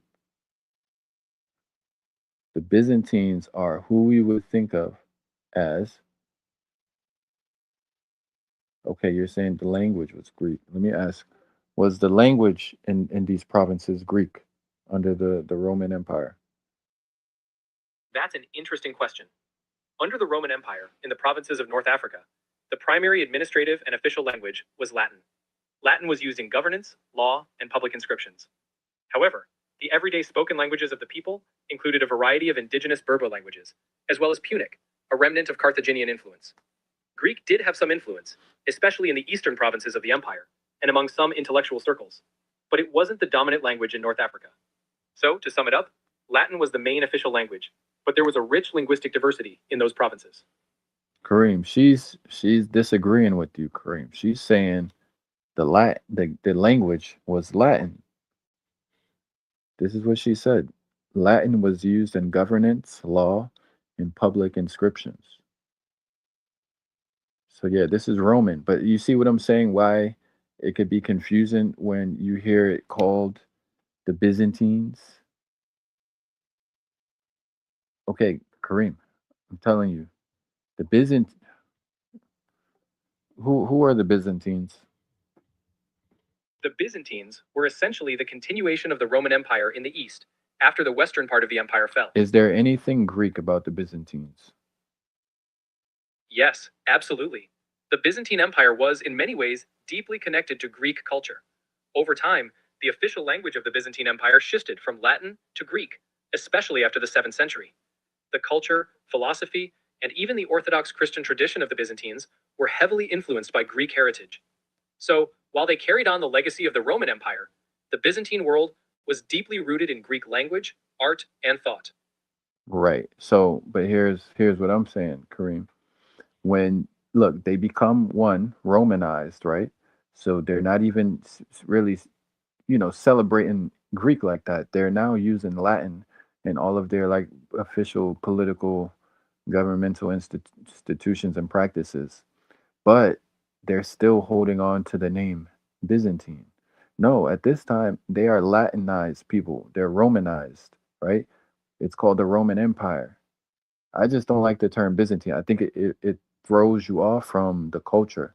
Like the Greeks, like these people, they're spreading Christianity, right? That's different from the Greek practices. It's the Romans that took on the Christianity. The Greeks didn't take on the Christianity. I mean, early. You know what I'm saying? Maybe Greek, what we know as Greek people later became Christian, but the Greek culture wasn't Christian. But Rome became Christian, right? I see exactly what you're getting at. You're pointing out a key distinction. Early Greek culture was rooted in polytheism, the ancient Greek pantheon, philosophy, and traditions. Meanwhile, the Roman Empire underwent a major transformation by adopting Christianity, particularly after Constantine's conversion. The term Byzantine was actually a later label used by historians. The people of that empire called themselves Romans, Romaioi in their language. And you're right, they were a continuation of the Roman Empire, but with a shift toward Greek language and culture over time. Christianity was indeed embraced by Rome and became central to the Byzantine identity. So, in a way, what you're saying makes a lot of sense. While the culture was heavily influenced by Greek heritage, language, philosophy, and art, their imperial identity and Christianity came from the Roman legacy. You see what I'm saying, Kareem? You understand what I mean? I don't like that term Byzantine, bro. Like it's just it's not a good term for the empire. It's just not. I don't know who came up with it. Whoever came up with it, maybe they had a good reason, but it's misleading. The people themselves called themselves Romanio.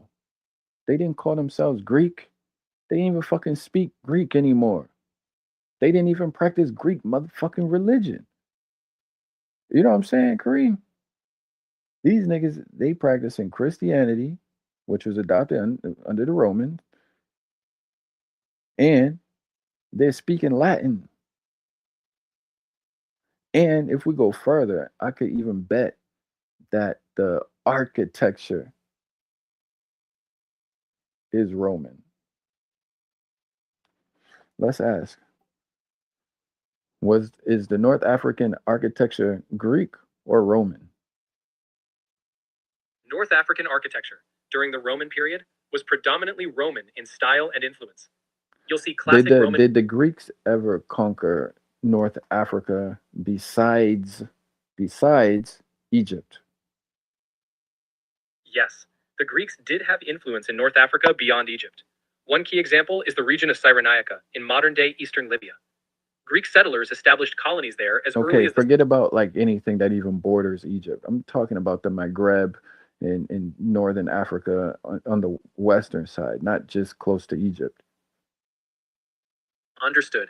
In the Maghreb, which covers the western part of North Africa, modern-day Libya, Tunisia, Algeria, Morocco, the Greeks never established major conquests or colonies. Right. Like they So did the in Egypt. Greeks mainly were an Eastern influence. But when we start to talk about Ceuta, right, and we say Ceuta was a part of the Byzantine Empire, that Byzantine word is so misleading. It's making you think Greek, and the Greeks never had influence over there. The culture over there is not going to be Greek. The culture over there is going to be Roman. The cultures over there is going to be what's it called? Yeah, or whatever else, right? To call it Byzantine, the Byzantine shit gotta go, man.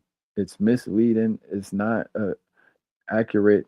Oh, hold on, Kareem's in here real quick. I hear you. The term Byzantine can definitely be misleading, especially when we're talking about regions. There was more Roman, with local Berber and Punic elements, not Greek in nature. So your point is solid. Using the term Byzantine sometimes overshadows the Roman and local identities that were more dominant in that part of the world. Yeah, Kareem. Hey Jay, how are you? Hey, Ana Bikhair, brother. How you doing? Alhamdulillah. Yo, Alhamdulillah. we are just miscommunicating. What it, when the Roman Empire was divided into, a certain, I don't remember his name, just cut his empire between his two sons, one, in Rome, another in Constantinople. We had two Roman empires. One fell, the one in Rome fell, and the other one just, continued existing until 1492 or something like that, when the Ottomans took over. Yeah, it what happened, and the culture of the Eastern Roman Empire was Greek. The language was Greek. They were not Latin anymore. Mm-hmm. It's just what I said.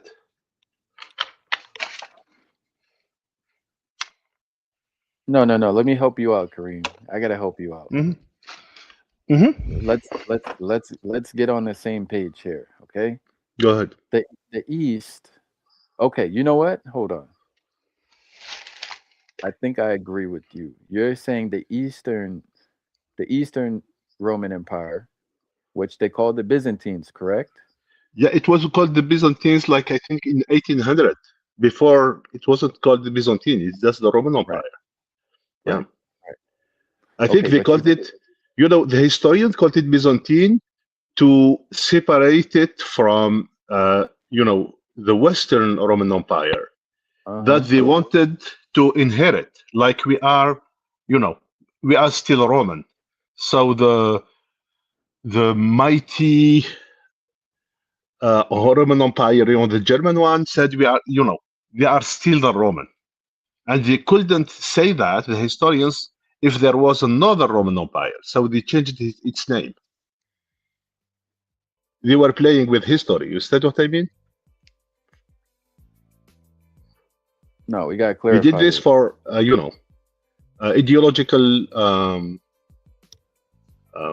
for ideology that they say that the Uh-huh. European were they inherited the Roman Empire, and it was existing in the East. It was still the Roman Empire.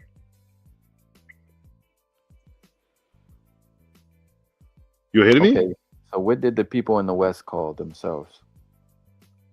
You still there? Yeah, you can't hear me, Kareem?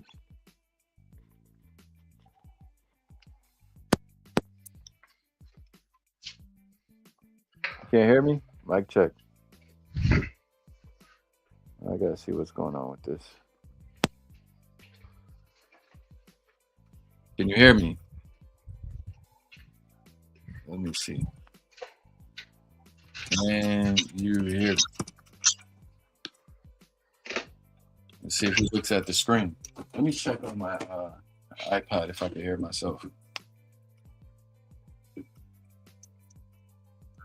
Oh, it's him. I can hear myself. Hello. Yeah, Kareem. I can't hear you, man. All right, that's you, Kareem. That's you, man. I can hear myself. Let me see. Let me play it. All right, that's you, Kareem. Yeah, I can hear myself. Kareem, your audio got messed up. His audio got messed up, man. That wasn't me.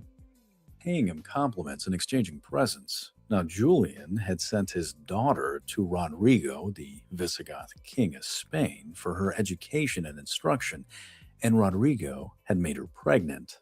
When this news reached Julian, he said, "I do not see how I can punish him or pay him back except by sending the Arabs against him." He then goes on to describe how Julian started to transport some of the men one evening and sent his ships back to the.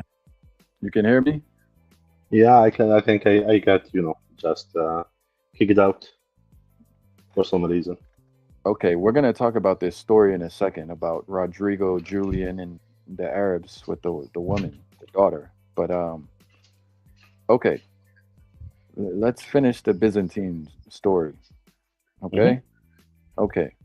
So Byzantine, right? When we say Byzantine, I hear a Greek word. Okay, they say the Byzantines controlled Ceuta, which we were talking about, whether it's Spain or Morocco. We were, what happened with the Byzantines.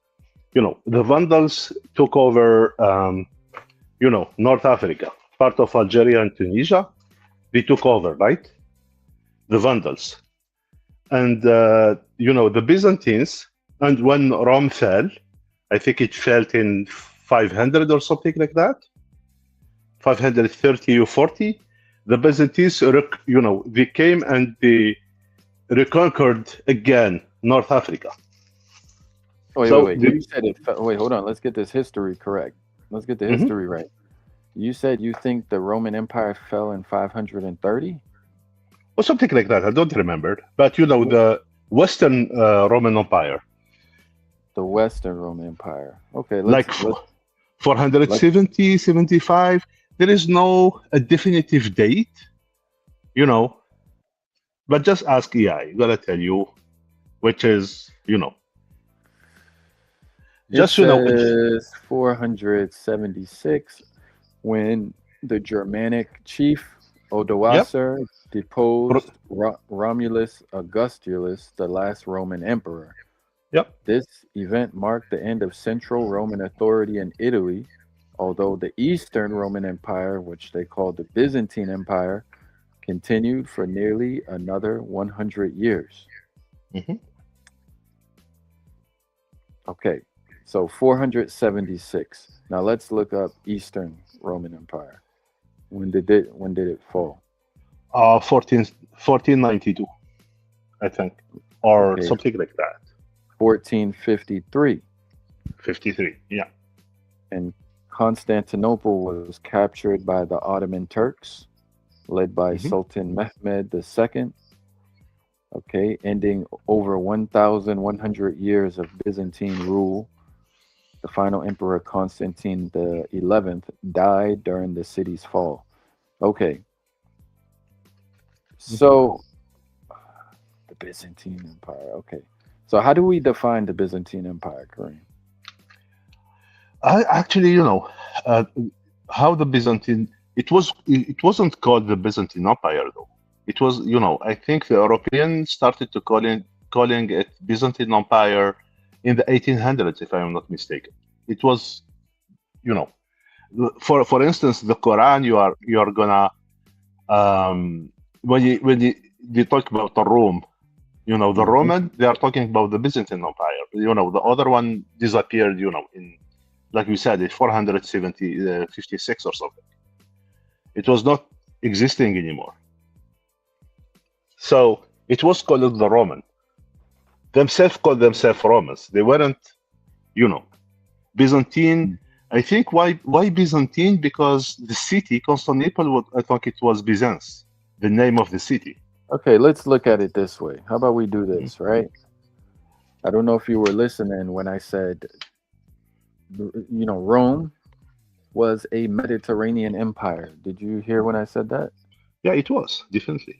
Okay, so why don't the historians just say the Romans lost control over the Western Mediterranean?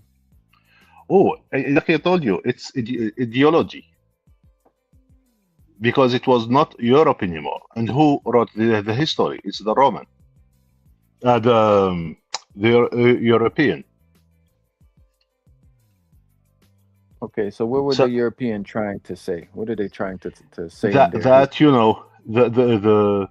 the mighty Germanic Roman Empire. You can Google it. Sadly said, with Charlemagne and um, so they are the inherit you like Europe inherited the Roman Empire. It's them. It's still them. So they removed the other one from the picture. All right, let me read this. It says, let me get this on the screen. It's just Uh, ideology. are you talking about the Holy Roman Empire? The Holy Roman Empire. It was a Germanic one. Was a sprawling, decentralized political entity in Central Europe existing from roughly 800 to 1806 that functioned as a loose, long lasting federation of German speaking territories. But no, I need to know what happened, what happened between, uh, let's What? go, the fall Yeah. What of happened after the fall of Rome?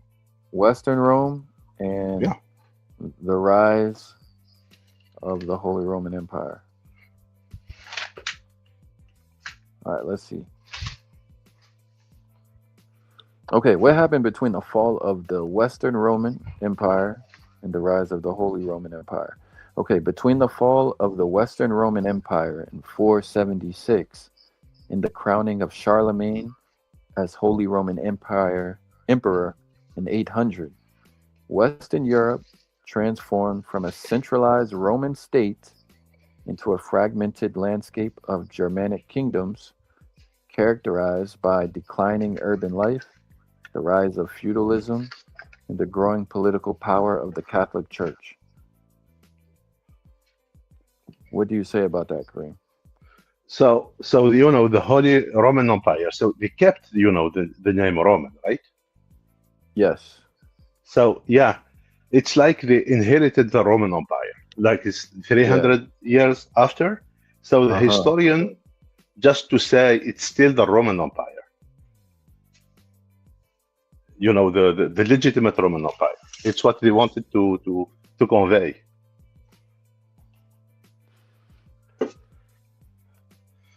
It's just about ideology.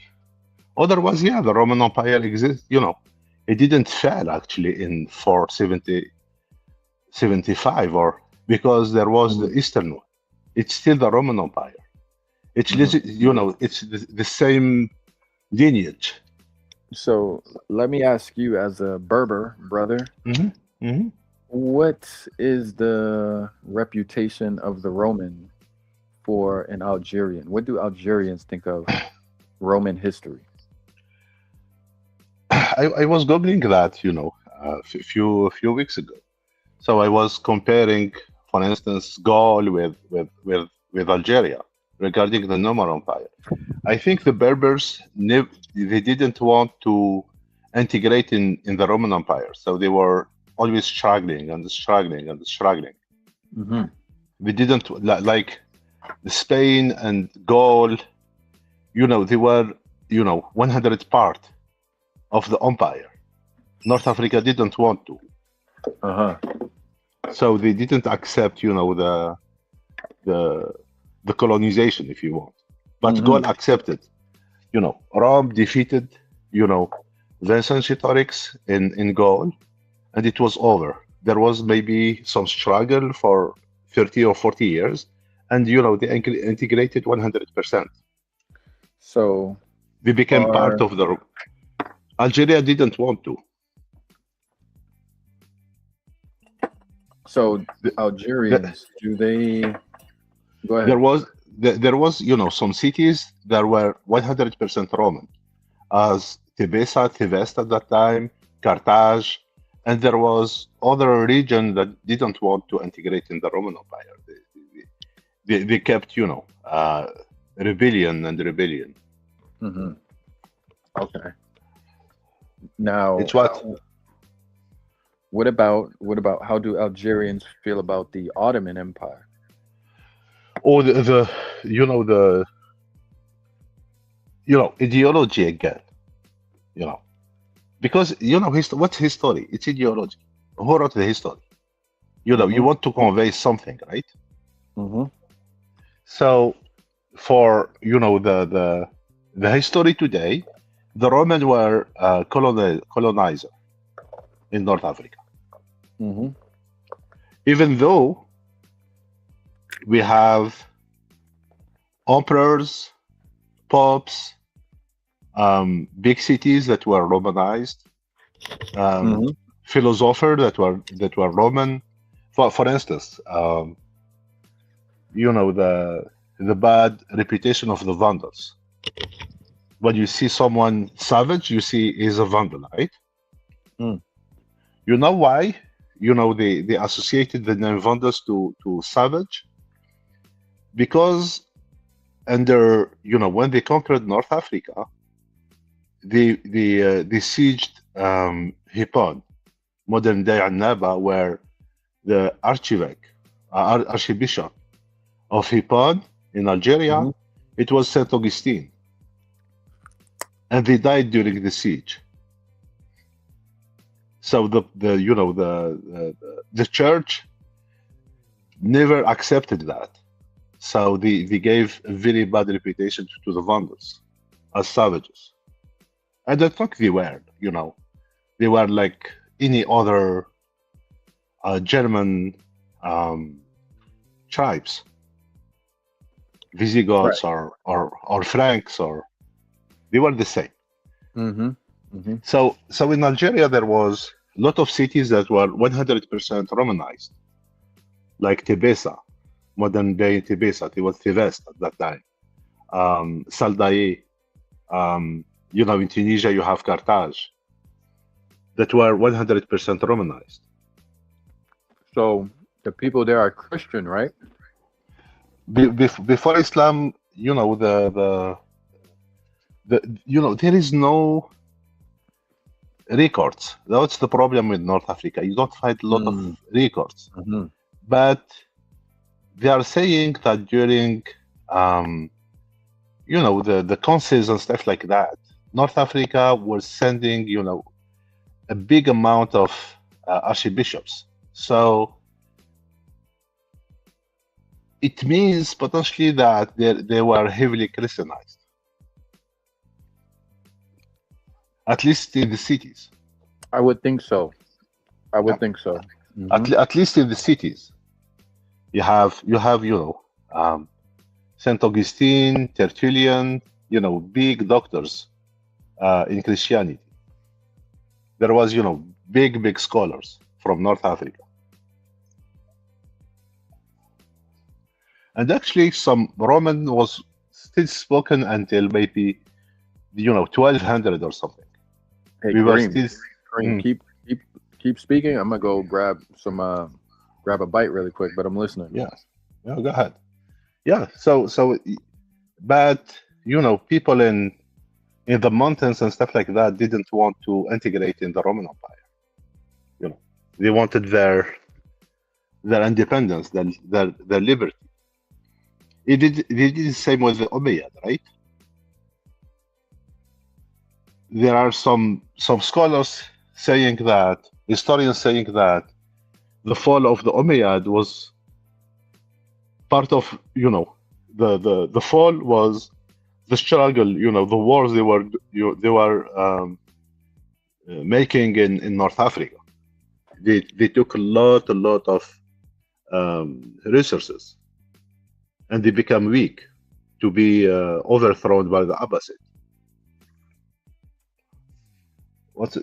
It's what happened. So the Berbers, people that can create empires are people that accept domination from other people, right? Okay. It's how you create. See, for instance, Germans. They are very, very disciplined. Mm-hmm. Or take the Japanese. They are very, very disciplined until today. And the Berbers don't accept. They are too proud to to accept. You have to accept that another tribe take over of your tribe. If you don't accept that, it's always wars and wars. Yeah. It's what happened. So I was maybe asking, the Berbers are like the Native Americans. Yeah, exactly. It's what happened. I could see You that. have to. Maybe they're like, You see, for instance, the Fatimid. The Fatimid were Berbers, but the ruling part were Arabs,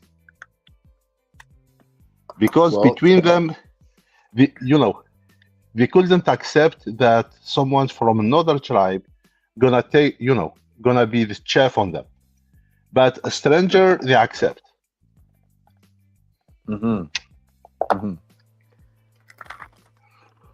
The same thing with for instance, the what's the name of that the Kharijit one in Tihert. There was another not empire, another Marinid. No, Meredith was after that in Morocco. Where We was are this talking empire? about 900s, between 800 and 900.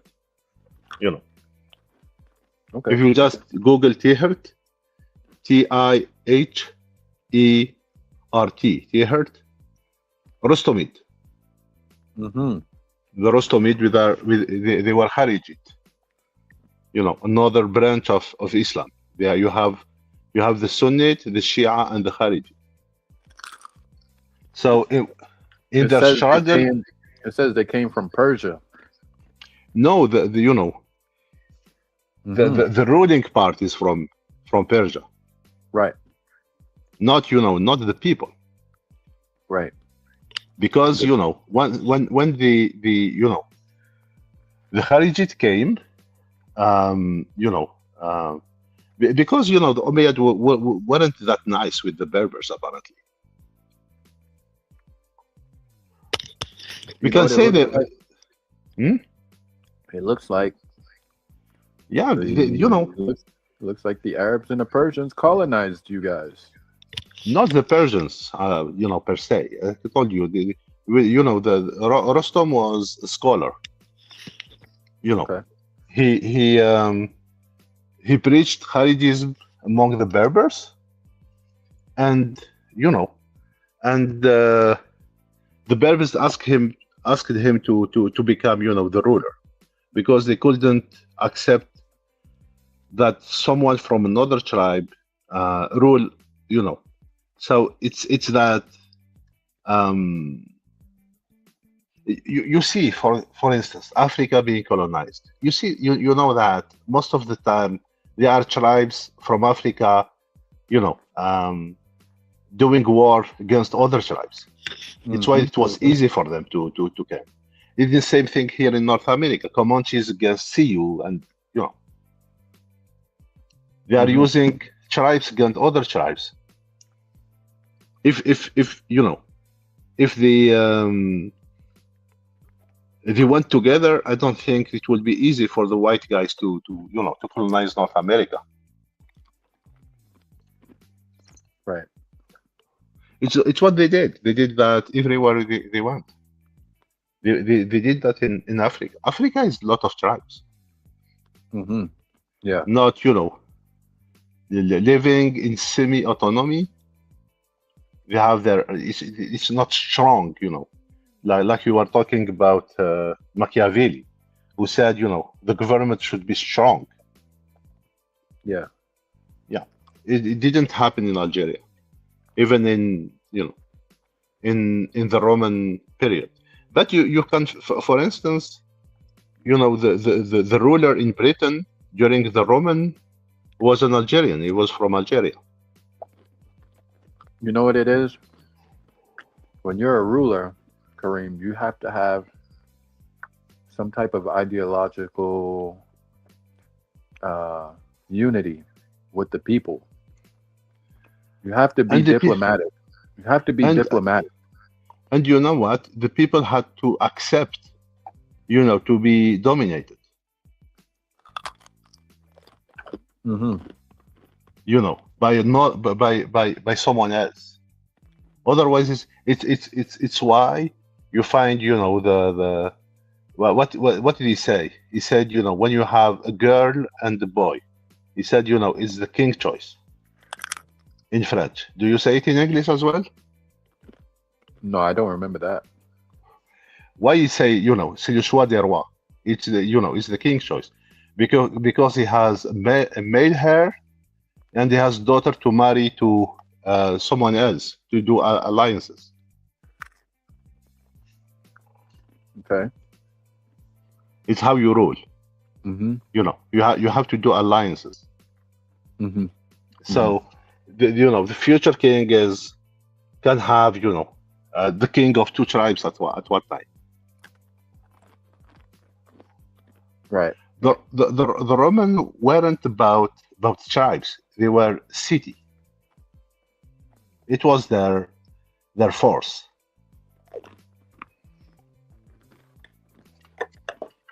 Just had my last cigarette. Oh, you ran out of cigarettes, Kareem? Oh, you know, I need to stop. I smoke a lot. Yeah, you're not gonna stop. I stop and come back. You're Stop. not gonna stop because you told me life is a bitch, Yeah. right? Okay. Oh man, it is what it is. Right. Saying that means not accepting, you know, the God destiny, right? It's kufr. Nah, I think you're being soft, Kareem. You got to toughen up. We're men. We got to be tougher, Kareem. Man, We can't cry. We can't cry like a woman. Nobody's gonna do it for you. Nobody's gonna do it for oh, me, Kareem. the prophet was crying. It depends when. Mm. Hmm. Yeah. So it's what you know. It's what happened with the Andalus. There is some other stories that says that Arabs never went to you know to Andalus in reality, but It you was know just urban. alternative history. Yeah, Hmm. wondering what you know this 30 minutes video is saying regarding the conquest. All right, you mind if I play it? You know, go ahead. But I can tell you something. Hmm. You know, sometimes we are confusing. You know, the conquest, the Arab conquest to Islamic conquest. Arabs at that time were looking for money. They are an empire, right? Okay. What were they Yeah, looking for? they were looking for money, for slaves, for women, for you know. Who, the It's Arabs? what, yeah, Oh, okay. it's my belief. And Islam is but they were. Okay, Kareem, let me ask you this Mhm. first. Let me wash my hands really quick, Kareem. Give me 1 minute. Go ahead. I'm gonna play the video for a minute. I'll be right back. Go ahead. Pay him back. So this is the story about that marriage. I'm gonna play it back a little bit. His version, he's paraphrasing a more contemporary chronicler, and he refers to King Roderick as Rodrigo. Quote, according to the chronicler, Tariq wrote to Julian, paying him compliments and exchanging presents. Now, Julian had sent his daughter to Rodrigo, the Visigoth king of Spain, for her education and instruction, and Rodrigo had made her pregnant. When this news reached Julian, he said, I do not see how I can punish him or pay him back except by sending the Arabs against him. He then goes on to describe how Julian started to transport some of the men one evening and sent his ships back to the African coast to bring more the next. Tariq came in the last boat, and the fleet remained at Algeciras, which is one of the port cities, while the Muslim army marched north. It is impossible to know whether there is any truth in this story or indeed whether Julian ever existed. It does not come from the usual repertoire of Arabic conquest narratives. However, it may reflect the reality of a widespread discontent with Rodrigo's kingship. End quote. It was approximately April of the year 711 that Tariq was commanded to take his army across into Spain. His force was a very modest 7,000 men, because you got to keep in mind this was initially more of a reconnaissance in force or a raid rather than a full-blown invasion. These men were comprised mostly of Berbers, again the indigenous inhabitants of the Maghreb, and as a side note, as many of these soldiers had come from what was once the Roman province of North Africa, which was named Mauritania. This is of course where we get the term Moors. Also, as a side note, as Tariq made his way from Tangier, he quickly spotted in the distance a great mountain across the water, which, as any good conqueror would do, he named it after himself. Jabal is the Arabic word for mountain, and so this mountain became known as Jabal al-Tariq, the mountain of Tariq. Come on, admit it, you do the same thing. Jabal al-Tariq is, of course, where we get the derivation of the mountain's modern name, which is Gibraltar. With his 7,000 men, he crossed into southern Spain and landed near the port city of Algeciras. Now, as I've mentioned, this was initially to be considered a large raid, and Tariq kept his men near the coast and by the port in case they needed to be evacuated. His presence was swiftly noted by the Visigoth. Roderick was at this time campaigning to secure his kingdom. He was up in northern Spain, in Navarre, in Basque country, attempting to bring the steadfast and resilient Basque into line. But upon hearing of the new invaders, he disengaged his attack and pressed his army south. Now, the reports are not consistent in regards to the size of his force, the upper end estimates being in the 100,000 range, which is just crazy. More likely, he welded about 30 to 40,000 men. He moved down to the capital city of Toledo, where he was reinforced by some of his nobles who brought along their own private armies. And then together, at the head of this magnificent combined multitude, which easily outnumbered his opponent, All right, he I'm gonna marched pause in here. confidently on to fight the Moors. The man was in his moment. Right. What did you hear, Kareem? However, there is What do you think? No, I Is it real, I is knew it real this story. history? Is it fake history? You said it might not be true. No, I told you there is, alternative histories. Alternative, it's always like, how do you call it? The conspiracy Pseudo theories. history. Uh-huh. Yeah, You like but that stuff? this is the main history. Right. Yeah, Yeah. this is but the conquest was very swift. It's one of the problems. It was But you very know what very they easy. said in the video? They're gonna say that the cavalry was mainly Berber. It was a Berber army. Yeah, it was a did Berber. this. It was definitely a Berber army. Yeah. Yeah. Tariq ibn So, Ziyad is more likely from Eastern Algeria. Maybe he was prince or something like that. Yeah, Okay. we don't really legend. know. Man was in his moment. However, there is a legend that surrounds King Roderick, which most likely is propaganda that was written much later. It's one of these too good to be true kind of things, but at the very least, it makes for a very compelling read. And there are many versions of this story. It goes something like this quote, a king of Spain in ancient times built a tower in which he deposited a secret. He sealed the tower with a mighty padlock and laid upon his successors the obligation, each by turns, to add an extra padlock so as to preserve evermore inviolable whatever was concealed within. 26 kings came and went respecting his wishes. Then there succeeded a rash and headstrong young king named Roderick, resolved to penetrate the tower's secret, and against the advice of all of his counselors, he had the 27 padlocks opened.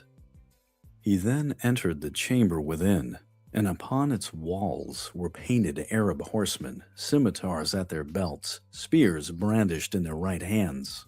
In the middle of the room stood a table made of gold and silver set with precious stones. Upon it carved the words, "This is the table of King Solomon, son of David, upon whom be peace." There was an urn on the table which was found to contain a scroll of parchment. When this was unrolled, the following words were revealed. Whenever this chamber is violated and the spell contained in this urn is broken, the people painted on these walls will invade Spain, overthrow its kings, and subdue the entire land. End quote. So going back for a second, Roderick and the Visigoth army continued heading toward the Moors. Tariq, meanwhile, kept his forces in the south, and upon hearing of this incoming force, requested reinforcements.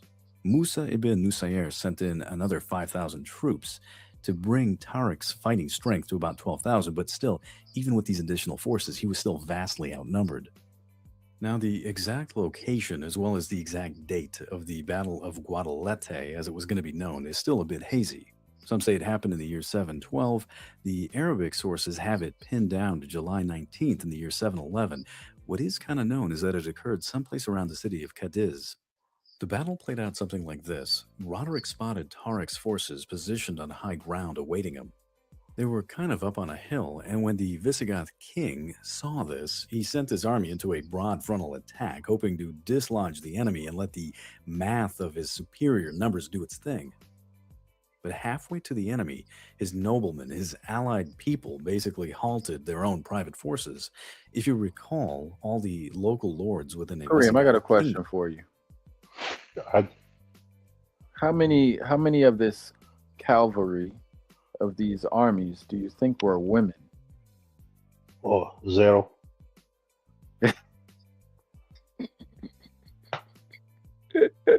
You said zero. Yeah. Come on, you don't believe in womanism and feminism, Kareem? Women can't do it too? At that time, I don't think so. At that time. What about Yeah. right now? What about right now? We saw what happened in Ukraine, right? What happened? Is there any women, going to the front? No. Why not? And you have to ask, the Ukrainian, why aren't they, sending their women to fight? Hmm. Should they? Men are crazy. They are ready to die. It's not the case for women, I guess. No, wait. You're saying that women can't do what man can do. Oh, for Are sure you they are can. you saying are you saying men and women are different, Kareem? Yeah. Can you have a baby in your belly? I don't think Wait, so. you don't believe in equality? Yeah. There is what we call biology, right? Yeah. I don't They are know. Well, I'm just saying, and I thought that women and men were equal. That's all. There was that comedian. I don't remember his name. He said, it was brutal. He said there is you know, uh, chess tournament for especially for women. He Hmm. said there is, you know, he said I do understand, in boxing and in stuff, because it's physical, thing. But in chess, Oh, wow. Yeah, it was brutal. yeah. Yeah. So you believe that there were no Berber women Well, I fighting? don't think so. You Even don't think though, so? um, Berber women, there was, Jeanne d'Arc, the French woman who, um, Let me ask you a better question. we, Sorry. we have we have two women in Berber history, even three that Who? were warriors. You Who? have California? Khalif, whatever her name is? no, you have Tin Hinan. It's the mother of the Tuareg. Uh-huh. We have, when Arab invaded um, North Africa, there was Kahina. Kahina. Kahina, her name, or Dihiya, depends. I think Kahina means, the witch in Arabic. I think it's why Hmm. they called her Kahina How did they describe her? as a witch. Mm, okay. Yeah, as a witch. But her real name is Dihiya. But the Arab, called her Kahina, and it stayed, meaning a witch in Arabic. Um, so she was, the queen, and she was, making the battles and stuff like that. Wait, you And guys had a queen? yeah, You were ruled by a queen? hmm Oh gosh. you know, in the 700s.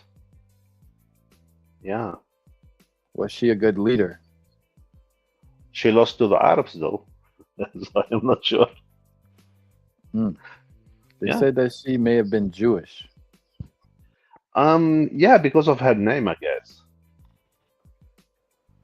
Okay. You know the name Kohen, Kohen. Mm-mm. No. You know, you know, uh, you know some of the Jewish patronyms, the Jewish names. Nah, Ko- I don't. Ko- I don't. Ko- Yeah. Kohen is one of the most Uh, known Jewish names. oh, Cohen. Cohen, yeah, Aha. Okay. yeah, I got you. yeah, Cohen. because they don't pronounce the H. It's Kahin, meaning it's actually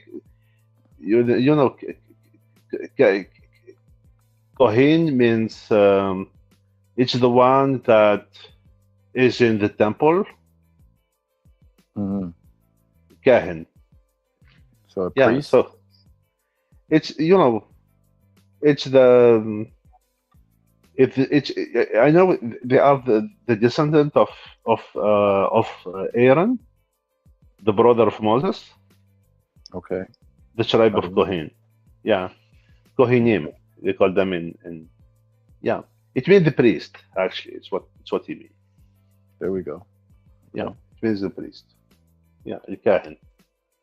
Yeah, but it has in Arabic, that pejorative meaning Okay. as well, a witch. Yeah, That makes yeah, sense. I understand. I yeah, understand. yeah. In the paganism, the priest is a witch, right? With with the serpent and stuff like that. With it is like the shaman in Amazonia and stuff like that. They seems crazy, right? Hmm. Yeah, talking to the spirits and stuff like that. Right. Yeah. Right. So yeah, we had that queen Kahina, El Kahina, and Mm. we have during the French invasion as well in Kabylia, Lala Fatma Sumer, who led the men in battles. I think she died in prison at age of 30 or something like that. Okay. Okay. So they don't have problem being led by women, the Berbers. Right. Right. You know, the Africans in general are matriarchal societies. So they don't. I don't know about that. Oh, most of the African are matriarchal societies. I think the patriarchal societies appeared in the Middle East, in the you know in outside of Africa, and it was brought by the Abrahamic religion to Africa. Otherwise, most of the societies were matriarchal. You Hmm. know, I know I know some. I have some friends, from how do you if I tell you from Africa, you're gonna say, oh, black friends, if you want. Allez, let's say it like that.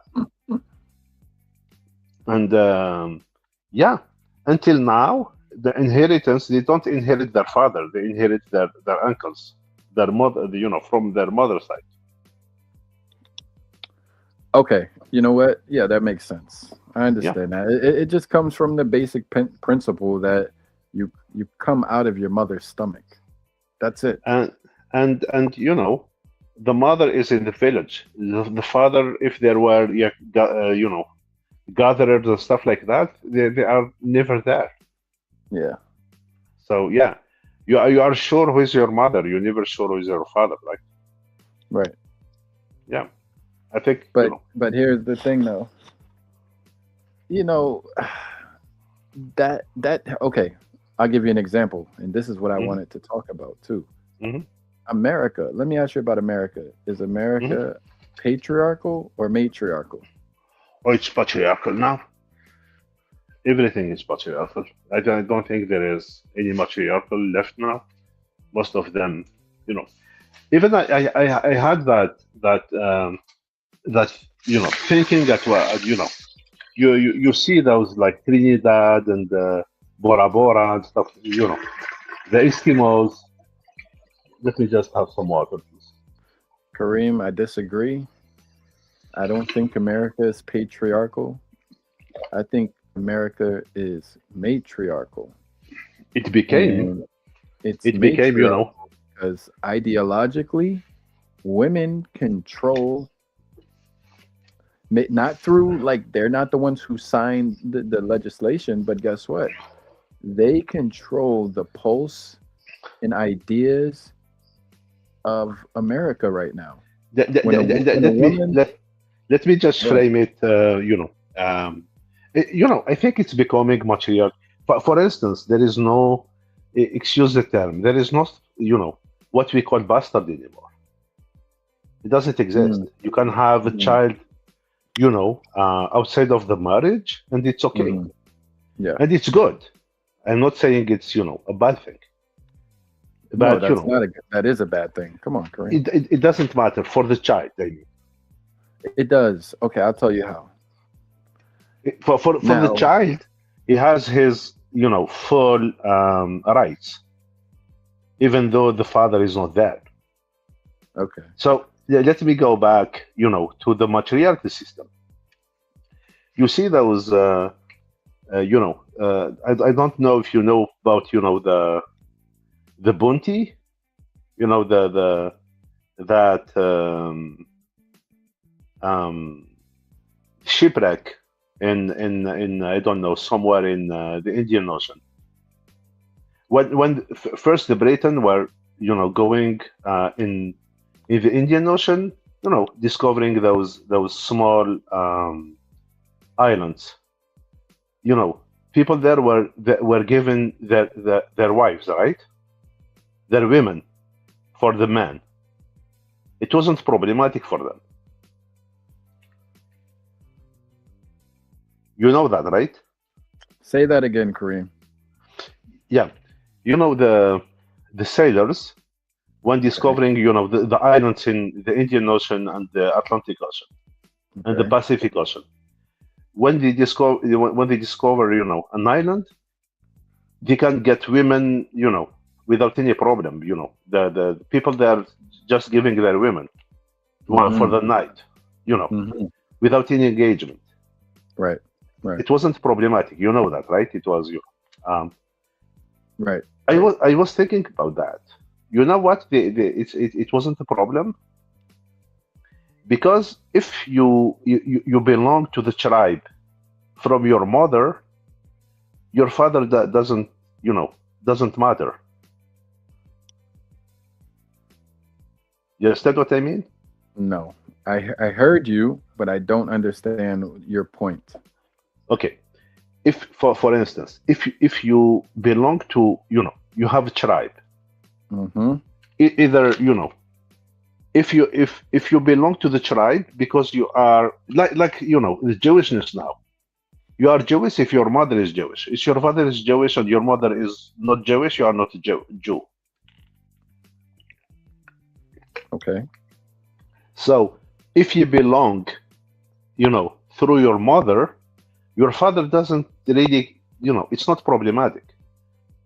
A woman can, become pregnant and have a child, and the child has a tribe, to care for him. Okay. But if you belong to the tribe from your father, you understand what I mean? You have to know who is the father. Okay. Keep going. If you Keep don't, going. if you don't know who is the father, you don't belong to the tribe. You are gonna be expelled. Okay. So, in the matriarchal system, as our modern societies is becoming, because when a woman is pregnant, even though we don't know who is the father, the society is gonna take care of it, of the child. Yeah, So but we it are would. Yeah. we are Yeah. becoming we are becoming kind of matriarchal system. I do agree with you Yeah. on that point. Yeah. I think so. Yeah. I think so because it may not be the women that are, signing the documents into law, Hmm. but they're controlling the ideology, whether that's through voting, whether that's through protesting, whether they're controlling, they're getting what they want basically from what I see. Yeah, maybe. Yeah, I'm I wouldn't agree 100%, but I was, just my thought was regarding the matriarchal system and the patriarchal system. If you are a patriarchal system, you need to know who is the father and if the father belong to the tribe or not. So you have to be very careful, you know, to know with whom the Mhm. woman is sleeping. Okay, does that matter For in the in a patriarchal system, yeah. society in general? Does it matter? No, I'm talking about ancient tribes, right? No, but what you're really saying without saying is that the father's feelings about the child doesn't matter. It In the kind of sounds. matriarchal society, Yes. it doesn't matter because you belong through your mother, not your father. Right. And this is why I tell you this is a matriarchy. This is much, yeah. I agree with you what you said that we are becoming as a society more as a matriarchy. I agree with you 100% because it Okay. doesn't matter. The term bastard doesn't exist anymore. Like 200 years ago, 100 years ago, if you don't know your father, you don't belong. You don't exist. So No, but now here's the thing, Kareem. Why, if we're talking about being progressive, right, which is what's hot right now. It's cool to be progressive, right?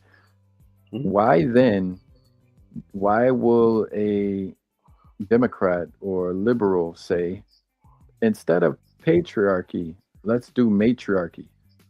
Why would they say that? They try to argue to us that they want equality, right? They say equality.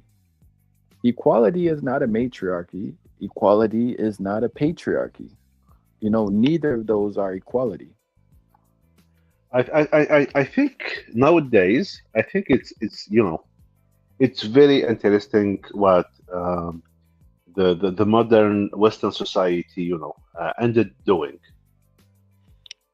A child has his own right. If you get a woman pregnant, you are responsible. You have you have to feed the child until he's 18. You did the one night stand, we don't care. It's your child. If you can prove it's your child, you are gonna pay for him. And they think it's fair. Hmm. The child doesn't decide. You decided to sleep with someone. Okay. Now, how do you feel about abortion? Agreed. This is, controversial, very controversial. I don't really have an opinion on it. Well, what I would say is it seems as though women have the most rights more than I anyone, more than the child, my more my than my my body, my more than, choice, right? Yeah. it seems as though they have more rights than the father and the child. Yeah. That's not equality. Yeah. What are you gonna do? The woman has the child in her belly. What are you gonna do? You are gonna get her. Um, Listen, no, if listen, she. listen. Hold on, no, no, Mm, no, no. Time out, mm, time out. The mm, woman has the child in her body, right? This is what you said, right? mhm, mhm. Okay, and the father put the child in her belly, right? Because the father, once he Yeah, hold did on. it, Did the father put the child in her belly? yes, he did. Yes, right. So it's the father's child and it's the mother's child, right? Yeah. Hmm. Can the father go and kill the baby? Does the father have the right to kill the baby or How to how how terminate? is how is Okay, gonna okay, do that? okay. I'm just saying, does the father have How the right to how how terminate the baby? Oh, how, is- Kareem. how is gonna do that?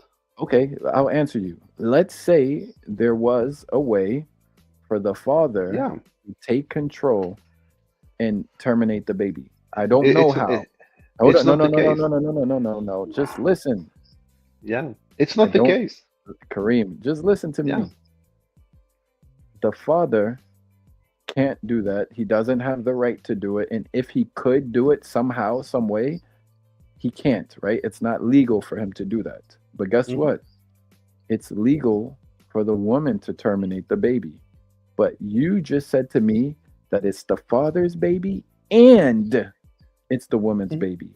Yeah. So it's not equal if only one of them has control or power. I I don't care whose belly it is. It's both of their yeah. child. If the man is responsible, even if he doesn't want it, he's still responsible, right? He can Yeah. say, I don't want this child. And she can still have the child. And guess what? He has to pay for the child until the child is You you you 18. you, you know the problem I have with that. You know, it's the mean to do it. How a man can do it? He I has don't to, care. he has to go over the mother to, and the woman doesn't need to go over the father to do an Yes, she abortion. does. I'll tell you how No, she does. physically. Physically, Em- yes, that's emo- true. emo- But why? No, em- but em- that, em- that em- that's not. Listen, Kareem, we are more emo- than Kareem, Kareem, Emotionally, I do Kareem, agree with you. Kareem, Emotionally, I do Kareem, agree. Kareem, Mm, Kareem, Kareem. mm. We are more than just physical beings, right? We are more Yeah. than just your hand. You're more than just your foot. You're more than just your back. You're more than Mm, just your neck, mm, right? You are more than the physical. So it mm, doesn't matter if it's, oh, physically she doesn't have to. Who gives a shit? He still has yeah. a brain, he still has a mind, he still has emotions. Yeah. You know what I'm saying? But Yeah. see, No, I we hear are you. so, in society, we are so matriarchal in the sense that now, like now, not before, but now we ignore the man, the man side. It's Mm. ignored. Nobody gives a Yeah. shit. Yeah. This is true. I That's not say, equality, bro. Like if we're gonna talk about equality, you got to actually try to be fair. Equality is another word for fair. right? No. That's not fair. But guess what? Life's not fair, right? When it's for the women and the feminists, it doesn't matter, bro. I'm telling you, Mhm. we live in an ideological, matriarchal, feminist framework. This is the society we live in. Hmm? Yeah, it's becoming matriarchal system. Yeah, I do agree. Okay, I can Okay. explain to you that And I believe in being fair, Kareem. That's it. So I but don't want it. I but don't want it to be more man. I don't want and it to be. sometimes fairness, is is not from this world. Fairness is difficult. Before the discovery of the pill, the contraception pill. Mhm. What's the contract between a man and a woman? There is a contract. The woman gonna say to the man, "I'm gonna give you access to my resources." You understand what it means, right? Okay. What from her family? No, her own resources. I'm gonna let you sleep with me, basically. Hmm. Okay, I'm gonna give you the pleasure you want, but I want you to stick with me to raise children. It was the contract. Hmm. It's the contract. Hmm. Don't leave me with the child alone. You have to stick for 18 years or 14 years until is even the animal do that. Even the lions do that. Stick. Don't go away. Okay, and that's fine, right? I already know where you're Yeah. going. I know where you're going, but now Hmm. with the pill, Because because you can because just because do it for because pleasure. I because get that. That's true. because that one night the consequences are more severe for the woman than the man. You have to acknowledge that. A pregnancy is more problematic for the woman, than the man. Hmm. Are we? Yeah. Hmm. Hmm. Hmm. So Yeah.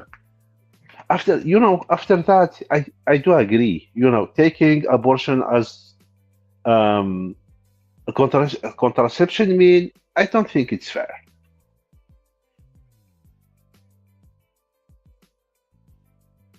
You know, Well, I mean, abortion isn't. Abortion shouldn't be contraception mean.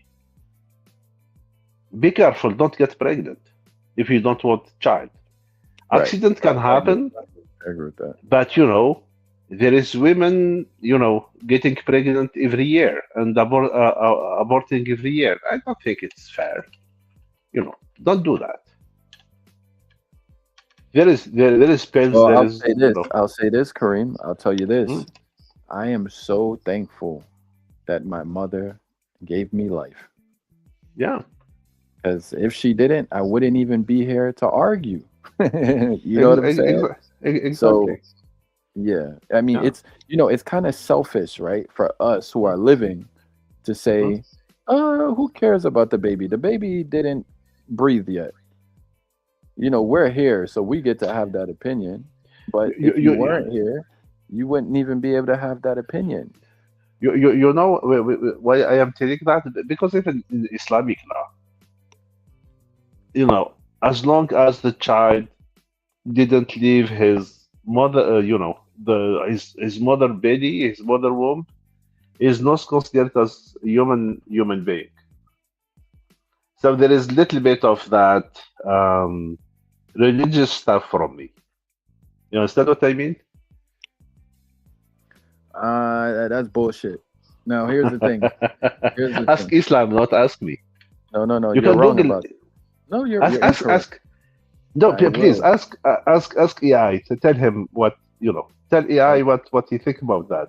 Islam Okay. and abortion.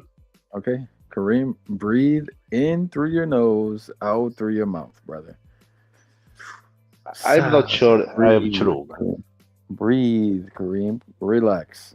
Okay, you are trying to imply that Islam, in some way, is okay with abortion. This is what you're trying to say.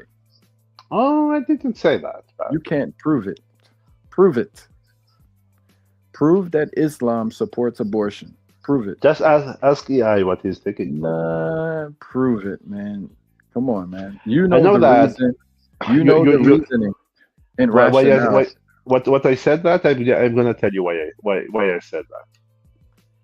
You know, um, You are looking for a technicality. This is what people do with the Quran. They look for technicalities. Little, oh, maybe, it's a technicality you're looking for. let me explain to you why I said that. Even though when you call Islam, it doesn't mean Quran or stuff like that.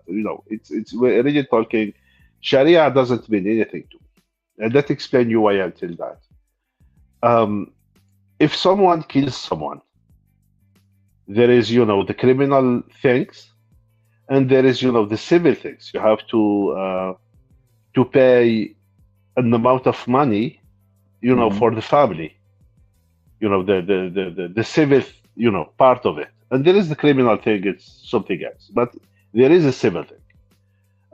If you damage, you give money for the damage you caused, and I think when it's a baby in his mother womb, I think the damage is less, a lot less.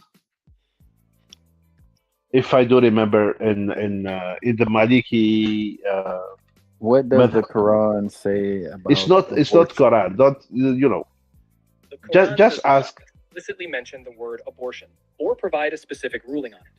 However, there are verses that discuss the sanctity of life, such as in Surah Al-Isra 17:31, where it says, "Do not kill your children for fear of poverty. We provide for them and for you." Many Islamic scholars derive interpretations from these and other verses, along with hadiths, to form guidance on the topic. The general consensus in many Islamic schools of thought is that abortion is generally discouraged and only allowed under certain circumstances, such as to save the mother's life or in cases of severe fetal abnormalities, particularly before the point at which the soul is believed to enter the fetus, often considered to be around 120 days. Interpretations can vary, so it's often discussed within the context of Islamic jurisprudence and with religious scholars. Go ahead, Kareem. Yeah, he said they are giving 120, meaning 4 months. Yes, Yeah, but under the condition of like yeah. abnormalities Like and I told you last time, Sharia doesn't mean anything. It's really it's this is. jurisprudence. But here's the thing. I'll argue this: the Uh-huh. fact that the Quran kind of leaves some space is actually good. Well, yeah.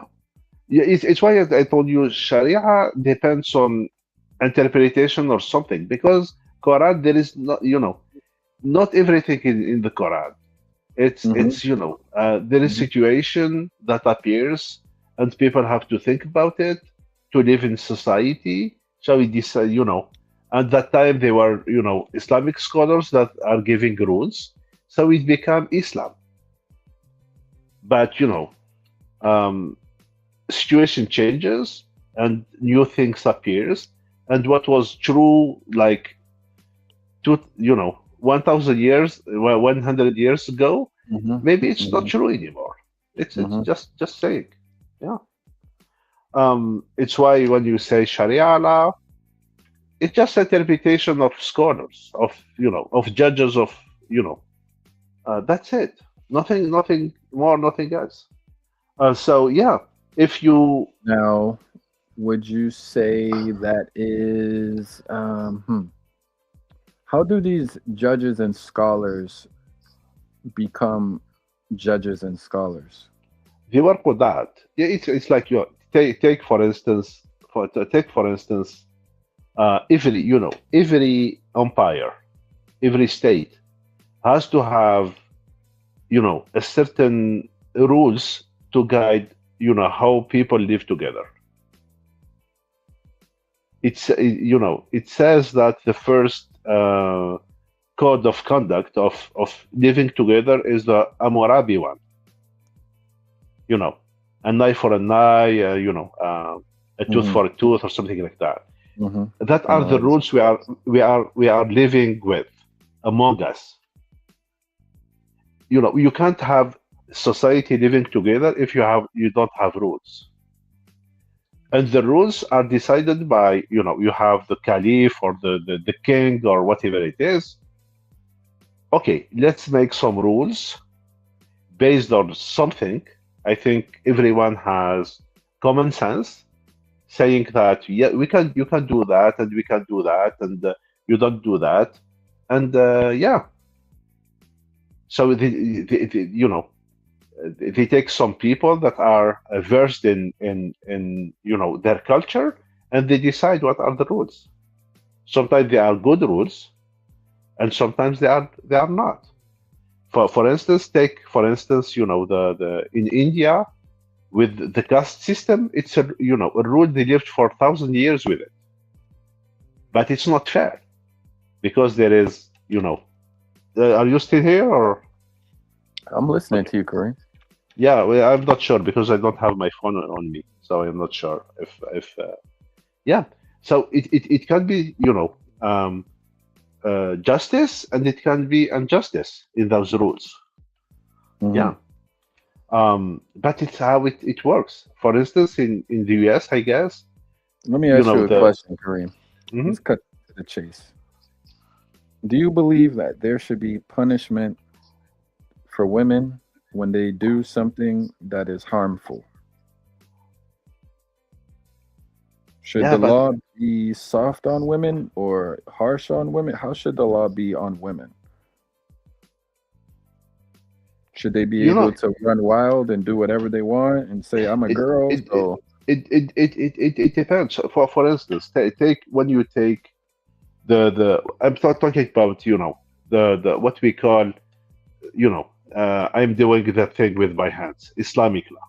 You know, you know what I think about Islamic law. okay. Who has the power?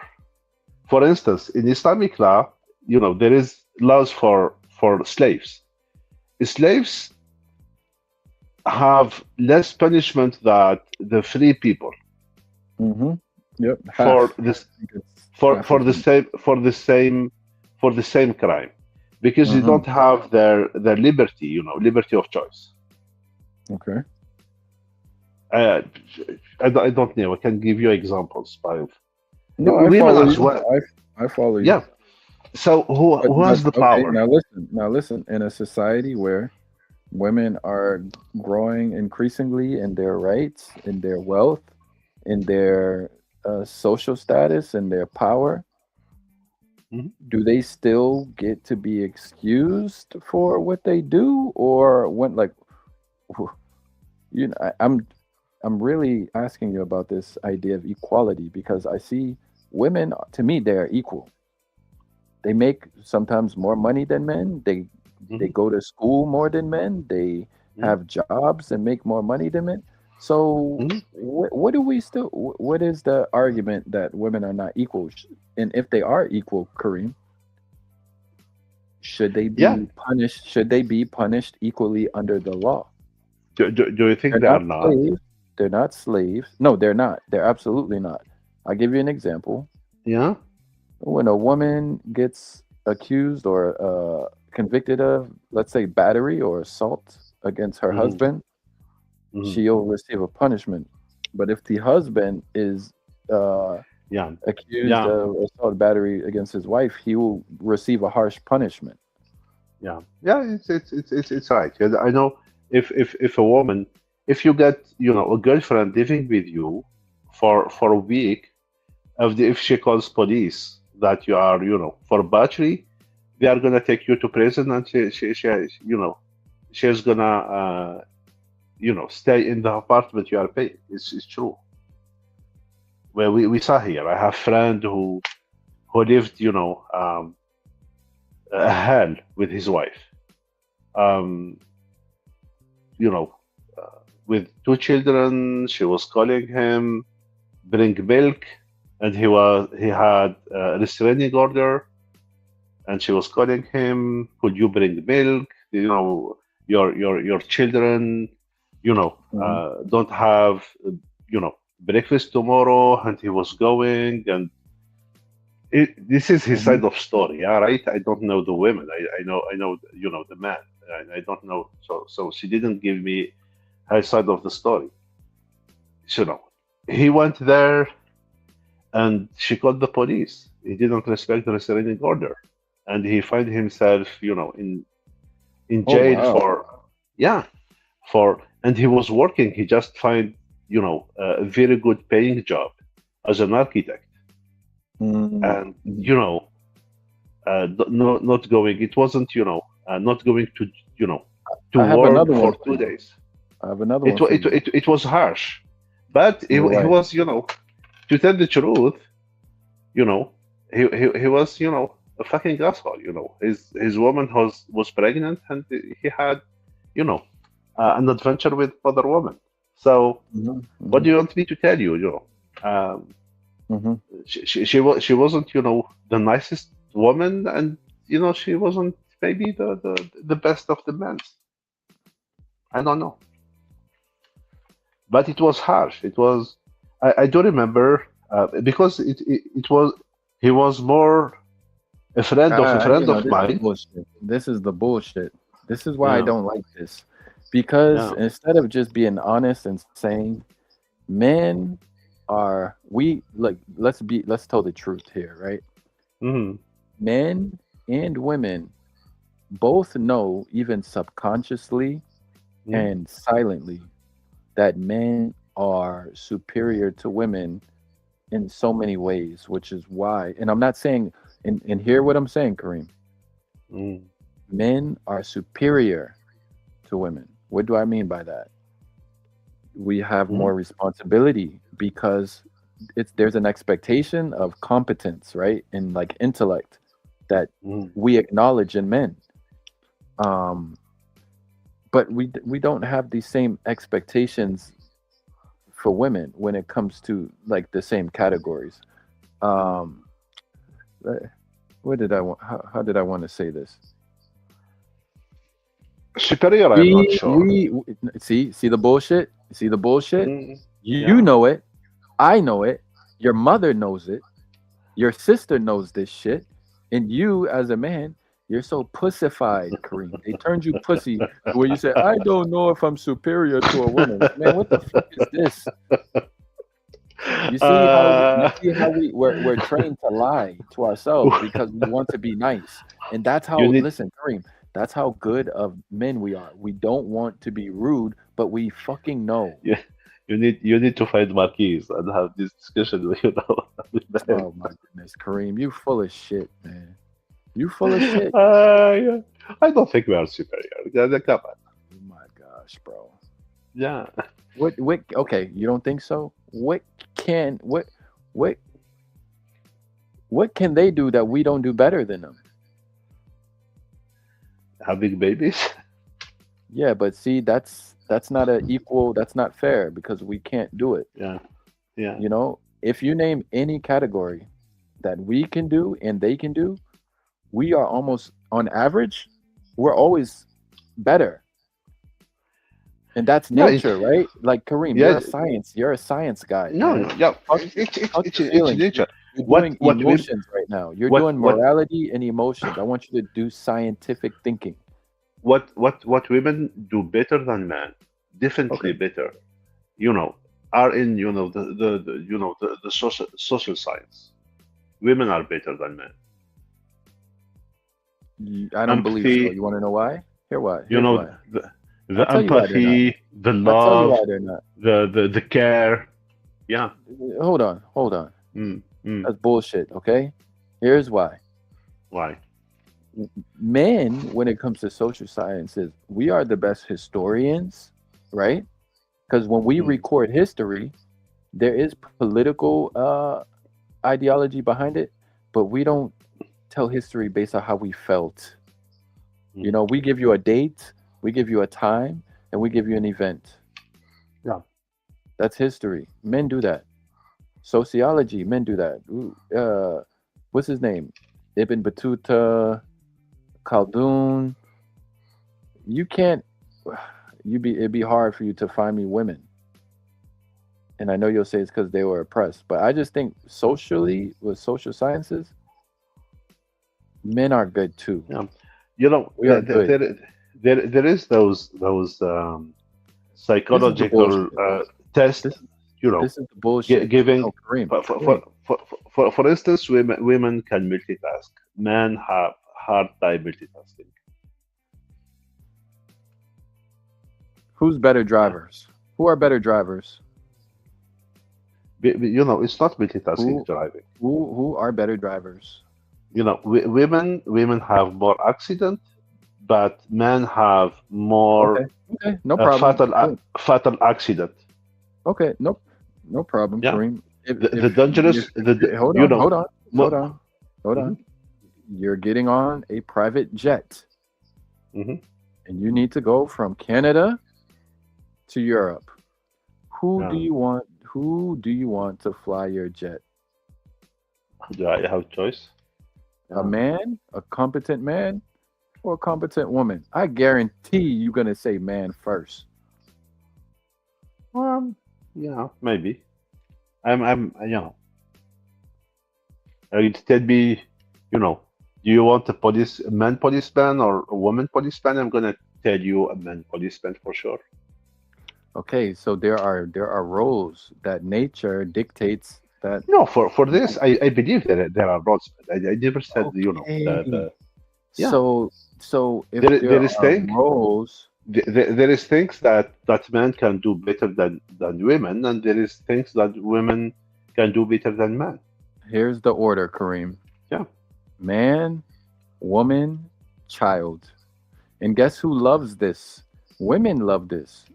They believe in Mhm. man, woman, child too, because they say the man, his duty and role is to It's, sacrifice his life for and to me provide, yeah, and the child. yeah, Right. The woman, yeah.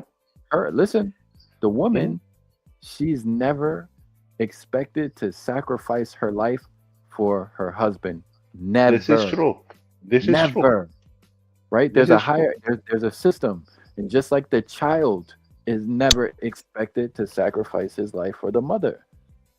Yeah, There's a ranking system. yeah. Okay, now here's my And question. and there is thing as well. You are gonna be if you don't agree with me on this one. I think you know, you know, most of the time, a man can abandon his child. A woman is not never gonna do it. Wait, stop. Stop. You're Stop. not okay with that. Stop. Okay. Are you Yeah. forgetting about abortion? Are you seriously? You see, Kareem, you are full of shit because in your mind, you believe that women don't do anything bad. This is what you think. Yeah, I guess so. This is what you Yeah, think, maybe right? you're right. All these, You know, but see, you know, that's the privilege. No, no, no, it's okay. you know, That's the Jay. privilege. That's the privilege. I'm gonna tell you something. You are talking about women. I am saying my mother. Uh huh. Yeah, exactly. And Yeah, I you know, understand that. I understand. I am Kareem, but biased think maybe. about that. But think I about that, right? I, Kareem, I just listen, listen, okay, nigga. Listen. Jay, I told you the truth. You know, you are talking. I just realized you are talking about women. I am talking about my mother. But you Right. want me to tell you more than that? But you see what I'm saying, though, Kareem. Listen, I understand what you are saying. I let me told you. finish. I just realized that I'm talking about my mother. Okay, no problem. But listen, Yeah, Kareem. You yeah. see how we love our mother so much. Hmm. You see how much we love our mother. We love our mothers so much. We want to protect all women from criticism. Maybe. But Yeah. all women are not our mothers. But that's how much we love our mother. But think about the opposite. How much do people love their fathers? They don't. It's not the same, right? Not the same. It's not the same. So It's, society needs to acknowledge that we love and do more for women than we do for men. Stop lying and acting like women are such battered and beat on. That's not true. I never said that. No, no, no. I But didn't say you said that. I'm saying that's what hmm, society, that's how society acts now. And yeah, I'm saying, no, we try to protect women as much as possible to the point where now women are hurting themselves, but because they want freedom, we love them so much, we're saying, you know what? We're going to give you the freedom yeah, to even destroy relationships and your family. We're going to let you do it. yeah. Yeah, I read, you know that psychologist Peterson, Uh-huh, the Jordan Kenya, Peterson. Jordan Peterson, even though, Hmm. he's far right, Hmm. sometimes, there is two, I, I, I followed his work a little bit. Hmm. Um, I think he's right on a couple of things. And there is another one, Gabor Mate. I don't know if you know him. Mm-mm. You know Gabor Mate, right? Mm-mm. Even though they are on different spectrum, they are not, you know, their approach is completely different. But they are talking, at least Jordan Peterson talking about, the role of the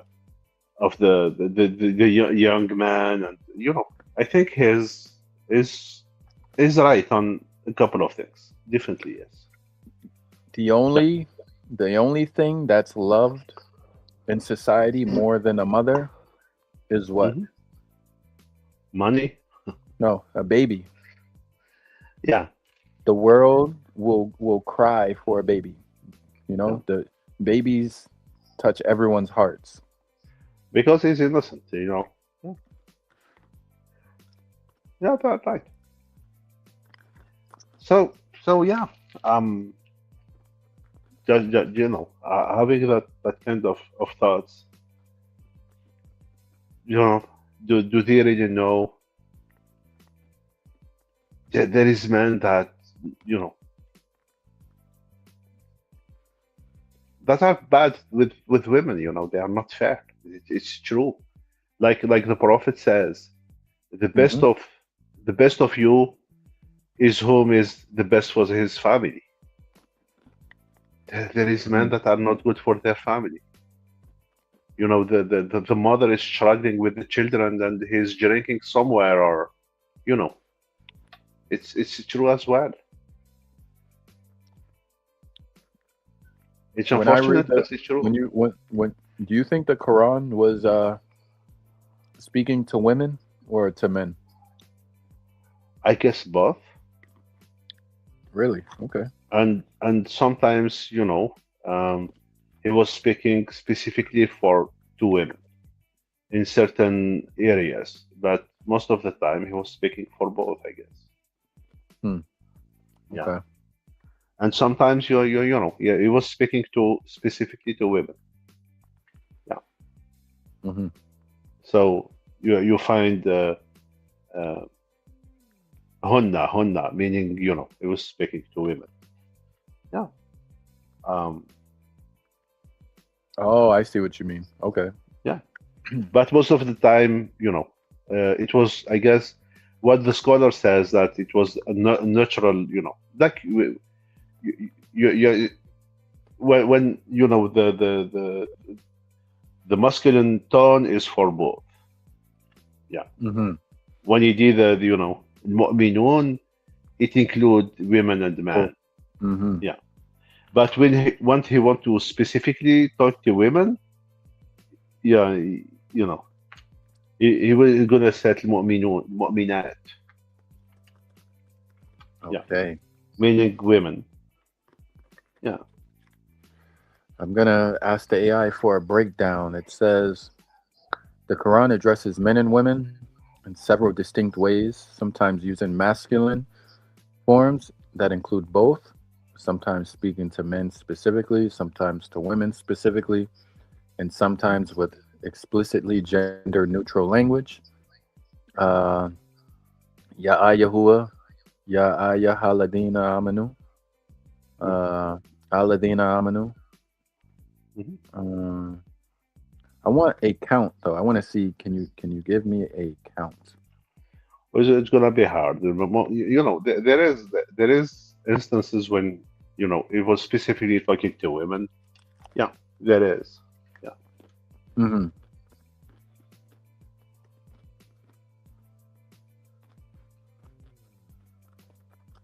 but I think gender neutral. Otherwise, it would have been a humongous book, lot of words. Okay. Masculine is used 70 to 80%. Feminine 5 to 10%, and then egalitarian roughly 10%, 10 to 20% of the rulings. So the feminine's in there a little bit, but it might also be in what you said, like both of them, the gender neutral. The gender neutral, I think 70%, 70 to 80%. He said, yeah. Okay, so Kareem, I'm still trying to understand based off of your Algerian, European, Canadian life, how should women be governed?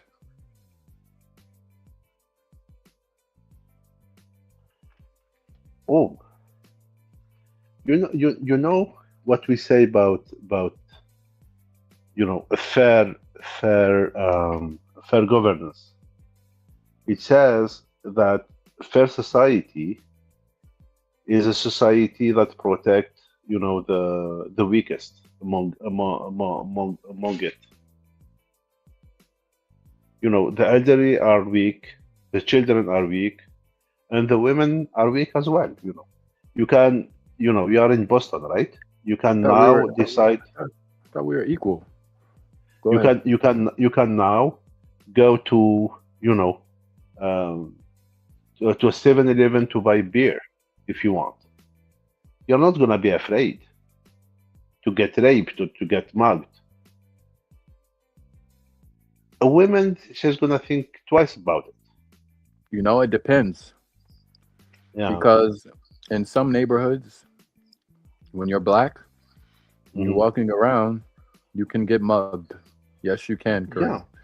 You're not Well, going to get uh, raped. You're not going to get raped because, one, women can't rape you and they don't need to rape a man because men always want to sleep with women. yeah. Okay. So it's not a fair comparison. What did you say, Mark? If you are black in a white neighborhood, like No, no. up, If you're black, upscale neighborhood, if you're black in a black neighborhood, you can be mugged. and white, you are not gonna be mugged. No, I'm just saying. You said if you're a woman, you know, then you said if you're Yeah, a I man, mean, I mean, you're I not gonna mean, be scared. I'm saying you could be a woman or a man, and something could definitely happen to you in the wrong neighborhood. yeah, I do agree. But For instance, rape is not fair yeah, because yeah, yeah, women. I agree, agree, Okay, agree. Yeah, I would be more comfortable going, going if if I have, if I have, my daughter going somewhere or a son going somewhere hmm by night. I will, send my son. I'm not gonna send my daughter because people, they are gonna see her as prey.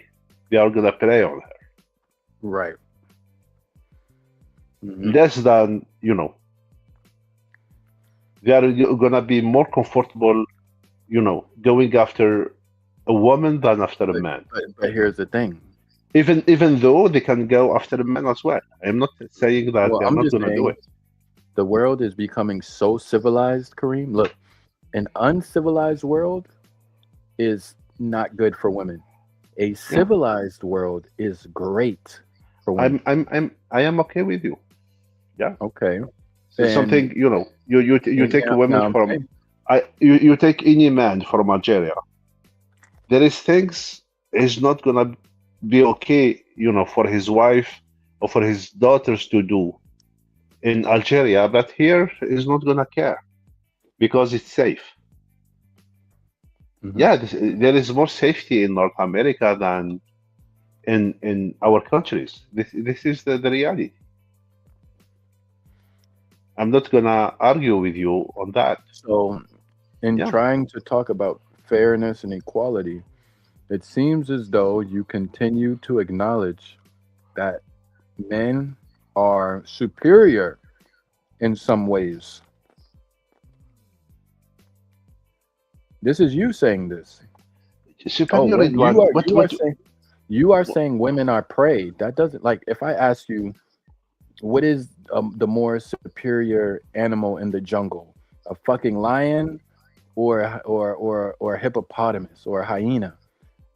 You know what I'm saying? Like, you can acknowledge that one in the wild is the superior, and this is why I It, said to it, you, it, in it, the it, civilized world, it's yeah, but great for women. because the word superior has different meaning.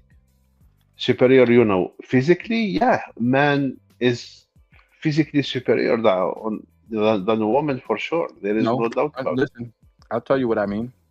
Think of the wild. Intellectually, No, no, no, no, no. Just think of the wild. The wild. yeah, a man can survive. Even you know, there was that experiment Because they did. Kareem, what we're Yeah, yeah. doing is Let me give you just an experiment they did, right? Like we talked about science. Science, it's what? It's experiment that you can reproduce again and again. This is science. So they made an experiment.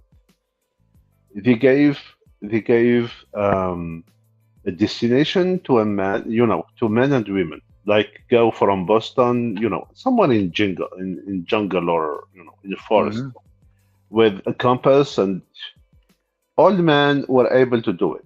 hmm Women hmm were not that much able to do it hmm because man, from the evolution standpoint, is wired to concentrate, to converge on something. Is able, to find his way. hmm Women, not that much. Women were made to, Oh, regarding the evolution, to care for house. oh, Yeah, oh. So listen to this is what you just science. said, It's not me saying that. It's perfect, science. and I love that, Kareem. Yeah, But guess who you ignores can science? ask Hold on. ask ask ask AI if if this experiment is real or invented it. I think Oh, I don't need to ask AI. It's common yeah, sense. yeah, it's common sense. What do you It says say? You we're say you human. say that a man need to diverge, need to go out, and women doesn't need to go out. It needs to converge on something. So her son monde, her word is concentrated, on her house, her family, her hmm children, hmm and the man, he needs to go out. For Okay, instance, stop right there. most Stop right there. most of the creator are men. Why are most of the creator are men? Because they are enabled to create outside of their body. They need inside of their body. They need to go out to create. Women don't need that. She can create, have life in her. Man, he has to have life outside on a psychology standpoint. Okay, Kareem. Mm. all you said to me Mm. is what the world pretty much knew Hmm. until about 60 years ago. Okay, Hmm. men are the providers, and women, they nurture the home and the community and the village, and they do all the Hmm. nice stuff. Hmm. Okay, this is why when I asked you how many women were fighting in the war in Al Andalus, you said probably zero. Yeah. So now, why do we have this new bullshit that the woman is the man now. Yeah, In Canada supports this, by the way. I don't think it's gonna last. To tell the truth, I see in the West they are encouraging women to have more children, to stay home, not to pursue careers. You know, women in the West was pushed Mhm, to have a career. If you have mhm, a career, you can't have children. You can't have a house. You can't do it because it takes years and years and years of dedication to get an associate in a lawyer cabinet, to become a surgeon. It takes years and years. 35 mhm, to become surgeon, and you start your job. You want to have there is no time you are gonna make one child, maybe two if you are lucky, and that's it. And they are saying that it doesn't work. You need immigration, and to yeah, I don't know. It's becoming complicated. right. I see it could be controversial. You know, it's known that women don't want to marry Mhm, under her. mhm, mhm, She wants to marry, someone taller, someone richer, someone uh, mhm. with more social, Oh, wait. bit Someone superior to her, Kareem? better than her. Superior. Superior in what? Superior. Oh, It's come on, what do stop it. You what do full you of mean by shit. superior? Just What do you mean by superior? you understand she wants a man that's better Better. than her. Yeah, Yes. better. I do agree. That superior, it doesn't mean anything. Superior. Which means she wants a Yeah, man that like she man's man. almost she almost doesn't deserve.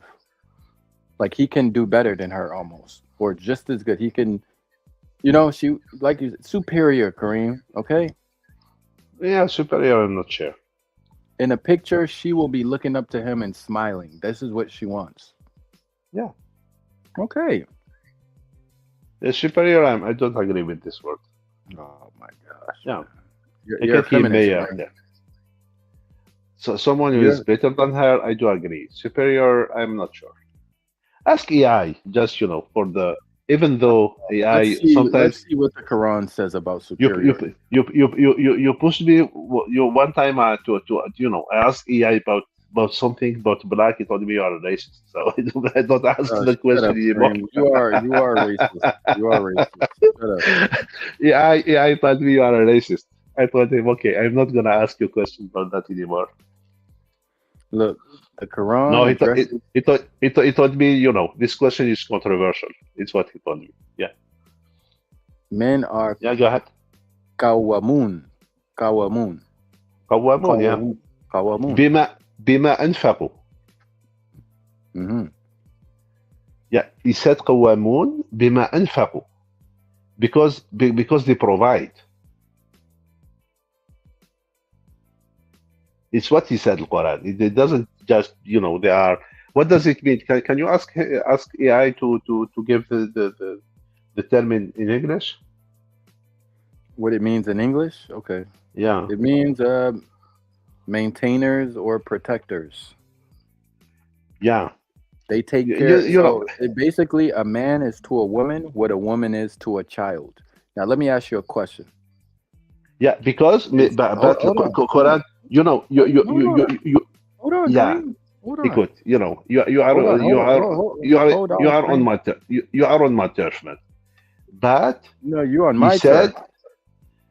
because he said because of what they spend, what they provide. Okay, This is yeah. okay, yeah, yeah. Did, did you get that part of the ayah or just qawamun? No, I see it. I see it. Yeah, yeah. This is the most important part. Yeah. because man is supposed to be the provider. If you are not the provider, you are not qawwam anymore. You can't say, okay, if the woman is the provider, is the man still qawwamun? No, I don't think so. The woman became the man, No, and but the guess man what? became the Guess woman. what? No, but listen, it doesn't say Yeah. provider. It doesn't say that. Be- You بما say أنف... provide. Oh, hold on. No, no, no, no, no. بما No, no, أنفقوا, no, no, no, no, you know, ask no, no, no, ask no, for no. the whole ayah. It's maintainer or protector. Okay, you say provider. That's one interpretation. All right, let's No, go. Quran 4:34. you Come on, we'll go there. you know Arabic. بما أنفقوا. We go there. Here we go. We going there. Uh, All right, uh-huh. breathe, Kareem. Breathe. I believe it. Let me put it on the screen Yeah. for you. Smoke Oh, your cigarette really quick. I don't have my phone on me, so Okay, I'm no just with problem. my. Yeah. Go take a puff of your cigarette really quick. All right. I don't have cigarettes anymore. I just smoke my whole pack today. It says men are in charge of women by right of what Allah has given one over the other and what they spend from their wealth. Exactly. بما أنفقوا. But there's two parts to that. الواو. Men are in charge. Tell me what this means. Men are in charge of women by what Allah has given one over the other. What does that mean? It's a good question, but in Arabic, wa meaning there is no you mean both. You can't remove one of the other. Both have to be at the same time. If I am not mistaken. Like I told you, I'm an expert in Arabic, though. You didn't answer my Yeah. question. You didn't answer my question. I said, what does this mean? Can you read it in Arabic? All right, hold on, man. Give me 1 second.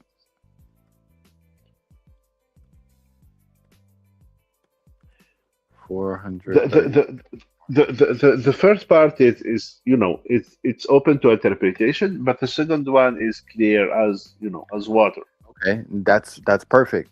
Now here's my question: is it one ideas or is it two ideas in that sentence? You want me to read it in Arabic? Yeah, go ahead. Even though look for an explanation for this ayah. It's very difficult to explain the Quran. I'm not an expert in that, but always my understanding is the Don't worry. the spending is $100 لأنني أبحث My عن bad. Hold on. 2000 من الإخوة. Do you have $100? Because I'm looking of two brothers. If you want to I don't know what to do with $100. Okay, hold on, Kareem. I'm gonna play that ayah. Are you listening? Yeah. All right. ما ترك الوالدان والأقربون والذين عقدت أيمانكم فآتوهم نصيبهم إن الله كان على كل شيء شهيدا. And for all, we have made heirs to what is left by parents and relatives. And to those whom your oaths have bound to you, give them their share. Indeed, Allah is ever, over all things, a witness. الرجال قوامون على النساء بما فضل الله بعضهم على بعض وبما أنفقوا من أموالهم فالصالحات قانتات حافظات للغيب بما حفظ الله. Okay. Yeah. Explain. Oh, I can't explain the Quran. It's too. You told me to play it in Arabic. It's beyond my capacities. I see what others says regarding the Quran, but the part But his No, no, is no. Oh, you know what? the, Wait. I got it. I got it. You see, mm, you want me to go to the tafsir, but guess what, yeah. Kareem?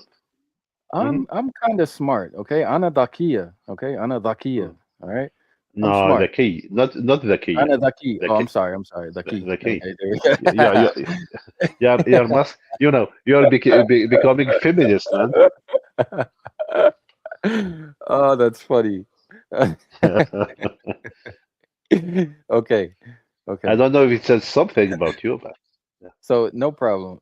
Now this kawamun, right? Here's Kawamun. why. Here's what kawamun. Kawamun. Kawamun. Kawamun. Ka, Kawamun. not ka, ka. Kawa, kawamun. Exactly. Okay. Kawamun. This this kawamun word. Yeah. You are always as a man. You are always kawamun because in the Quran, it's What what what all. what what God? Hey, Kareem, be quiet. Okay. Okay. The man is always kawamun because according to Quran, it is Mm, mm. always the man's responsibility to do what? To provide for the woman. She never ever has to be kawamun. Why? Because what she makes, it's never supposed to leave her wealth. It's always supposed to be from the man's wealth. The woman could never be Oh my God. kawamun. She doesn't, Yeah. she's not obligated to spend from her wealth. So how could Yeah. she be? But she does. Uh, Nowadays she that's does. not Islam. Then that's not Islam, though. That's not according Oh. to Quran. Yeah. That's not according to Quran. He said, الرجال قوامون, mean, uh, with what God preferred some on others, and with what they spend from their wealth. And Uh-huh. they weren't, um, asking women to be faithful and stuff like that. Yeah. So righteous women are devoutly obedient, guarding the husband's absence, what Allah would have them guard. What does that mean? Yeah, I guess at that time people were going to war. Don't do like the Ukrainian women looking for men when their men are dying in the front. I think that Hmm. there is some of them. Yeah, we would do that. Unfortunately, you go overseas and yeah, your woman is playing Hmm. around. Yeah. Hmm. Now I have to ask you. Mhm. This is why I was asking you these questions. What responsibility, right? If the man is obligated to spend, to die, right? To protect, what responsibility does the woman have to the man? Kareem, does she have any? Because according to you, Oh, it to be doesn't. good. No, no. The man. We are talking about man and wife, right? Yeah. Yeah. Like I said, yeah, she has to make her man a sandwich. She has to make And her man what? a sandwich. If Uh-huh. he's, yeah, a woman that doesn't do that, I'm not sure what you're gonna do with her. Unless she makes more money than you and you are, content with that. Otherwise, what the hell? To provide Yeah, but sex, hold on, for but sure. you already told me, no. You already told me that women like men that make more money than them, right? Yeah, most of the time, yeah, Okay. yeah. Most So of the time, it's the case. so if that's what women like, shouldn't that be the way we like if we love the women, why not give the women what they want? We need What do to you mean? promote, well, what I'm saying is we've pushed women up to be equal to men, but they don't really Yeah, want to be equal to men. They don't. Okay? yeah. It depends. That I'm gonna tell you the truth. I think I see, for instance, um, some women, young women, in their early 20s, going on the feminist side. I think they are not gonna be happy in their lives. I They tell are you not gonna what, be happy. Yeah, I think the data shows that they are not happy right now. yeah. Although this is the best time to be a career woman. Hmm. There is no better time in history than 2026 to be a Western career minded woman. You I have, see. yeah, it's I, good I, right now for a I, woman. I find it, it depends what you are looking in life. There is very, wonderful movie with Julia Roberts, one of my favorite actresses. Um, Mhm. when she played, a feminist in the 50s as teacher of arts in Oxford. I don't know if you saw that movie or not. No, I didn't see it. Yeah. She was teaching in a women's college. I think Christine Dunst played in that movie as well, Okay. as a woman that wanted actually to have a family life and not going to law school. And she clashed with Julia Roberts, the character of Julia Roberts. It was Hmm. interesting as a movie. Yeah, it was interesting. Feminism in the 50s or 40s. Feminism started at that time, right? So it Okay. was quite interesting. If you want to have a look, just put it, 1.5 or two. It's gonna take you like 45 minutes to finish it. It's what I do with that kind of movie. Just most of the time, there is no dialogue, there is nothing. It was pretty interesting as a movie. I think women looking for, and the most you are the more feminist you are, the more you are looking, for, you're not gonna find the man you want because it doesn't exist. I think it's a mistake. My point of view, you know, um, women naturally want to give. It's like a man wants, the problem. I think it's a man is looking for for his mother in a relationship, and the woman is looking for her father in a relationship, and after that go beyond that. It's not an incestual relationship. That you understand what I mean? Hmm. Um, and I think Denzel Washington, one of my five favorite actors, he said something once was very interesting. Kareem, He said, you are a philosopher, Kareem, huh? You're a "I'm philosopher, philosopher. yeah, a racist philosopher." What he said, what he said, but it was very interesting. The way he said it. He said, you know, the first child, the mother is the first love, is the son's first love. Hmm. The mother for a son, for a man, the mother is his first love. Hmm. And for the woman, for the mother, her first son is her last Hmm. love. Okay.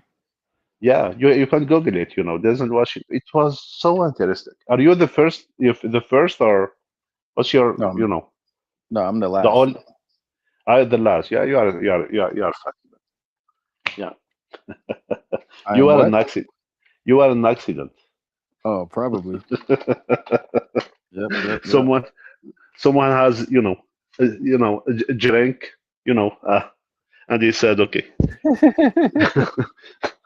oh, what happened, man? We don't have the means to have that child.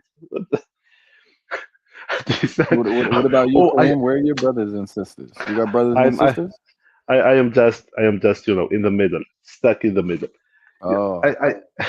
I can give you, uh, I was, watching, a video earlier, and a woman said, my parents doesn't give shit about me.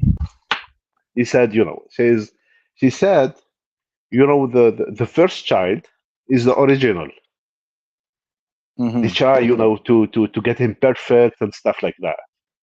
You know, the second is a dupe. Mm-hmm. That's It's you. not like it's like the original, but uh, they're trying. The last one is a contrafact. I don't know if I use the right term.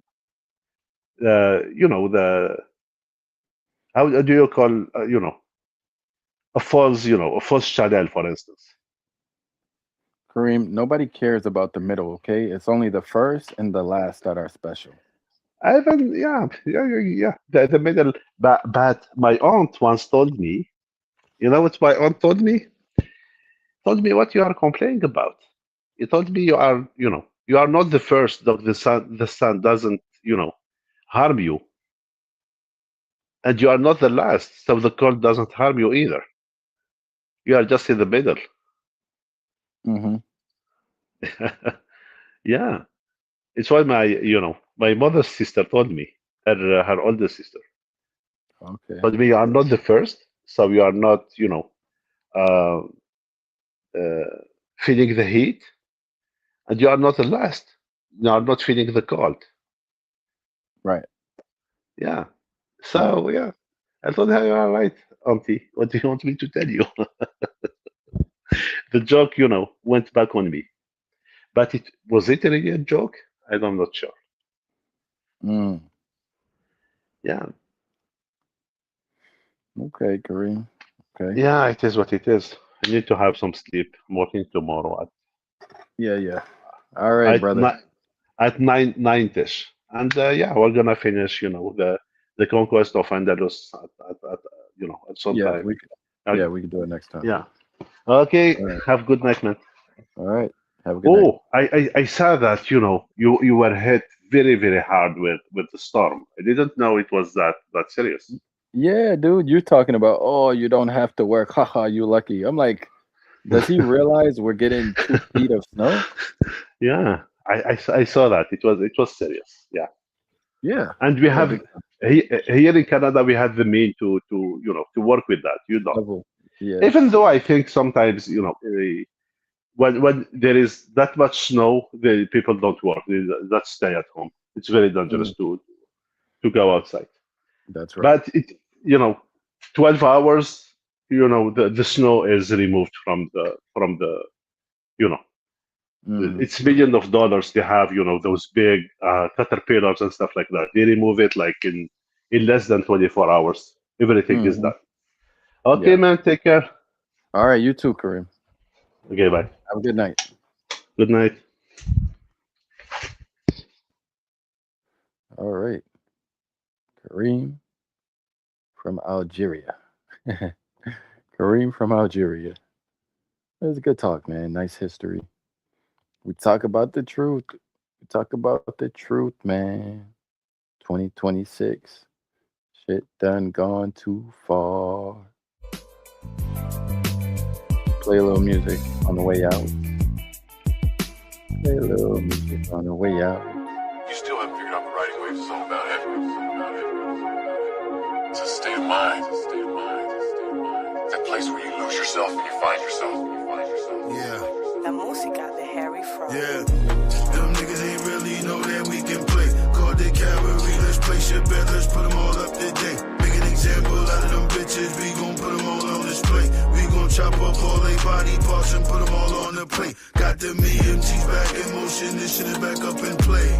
Niggas just let it get paid, this shit is still up to date. Yeah. Nigga, I am the wave. Put back in position, look how quick I finished the mission. Cut those pies and split up the difference. Couple youngins out here, gave them 9 to 5, got put in position. Gave back like it's in the trenches. I would never let you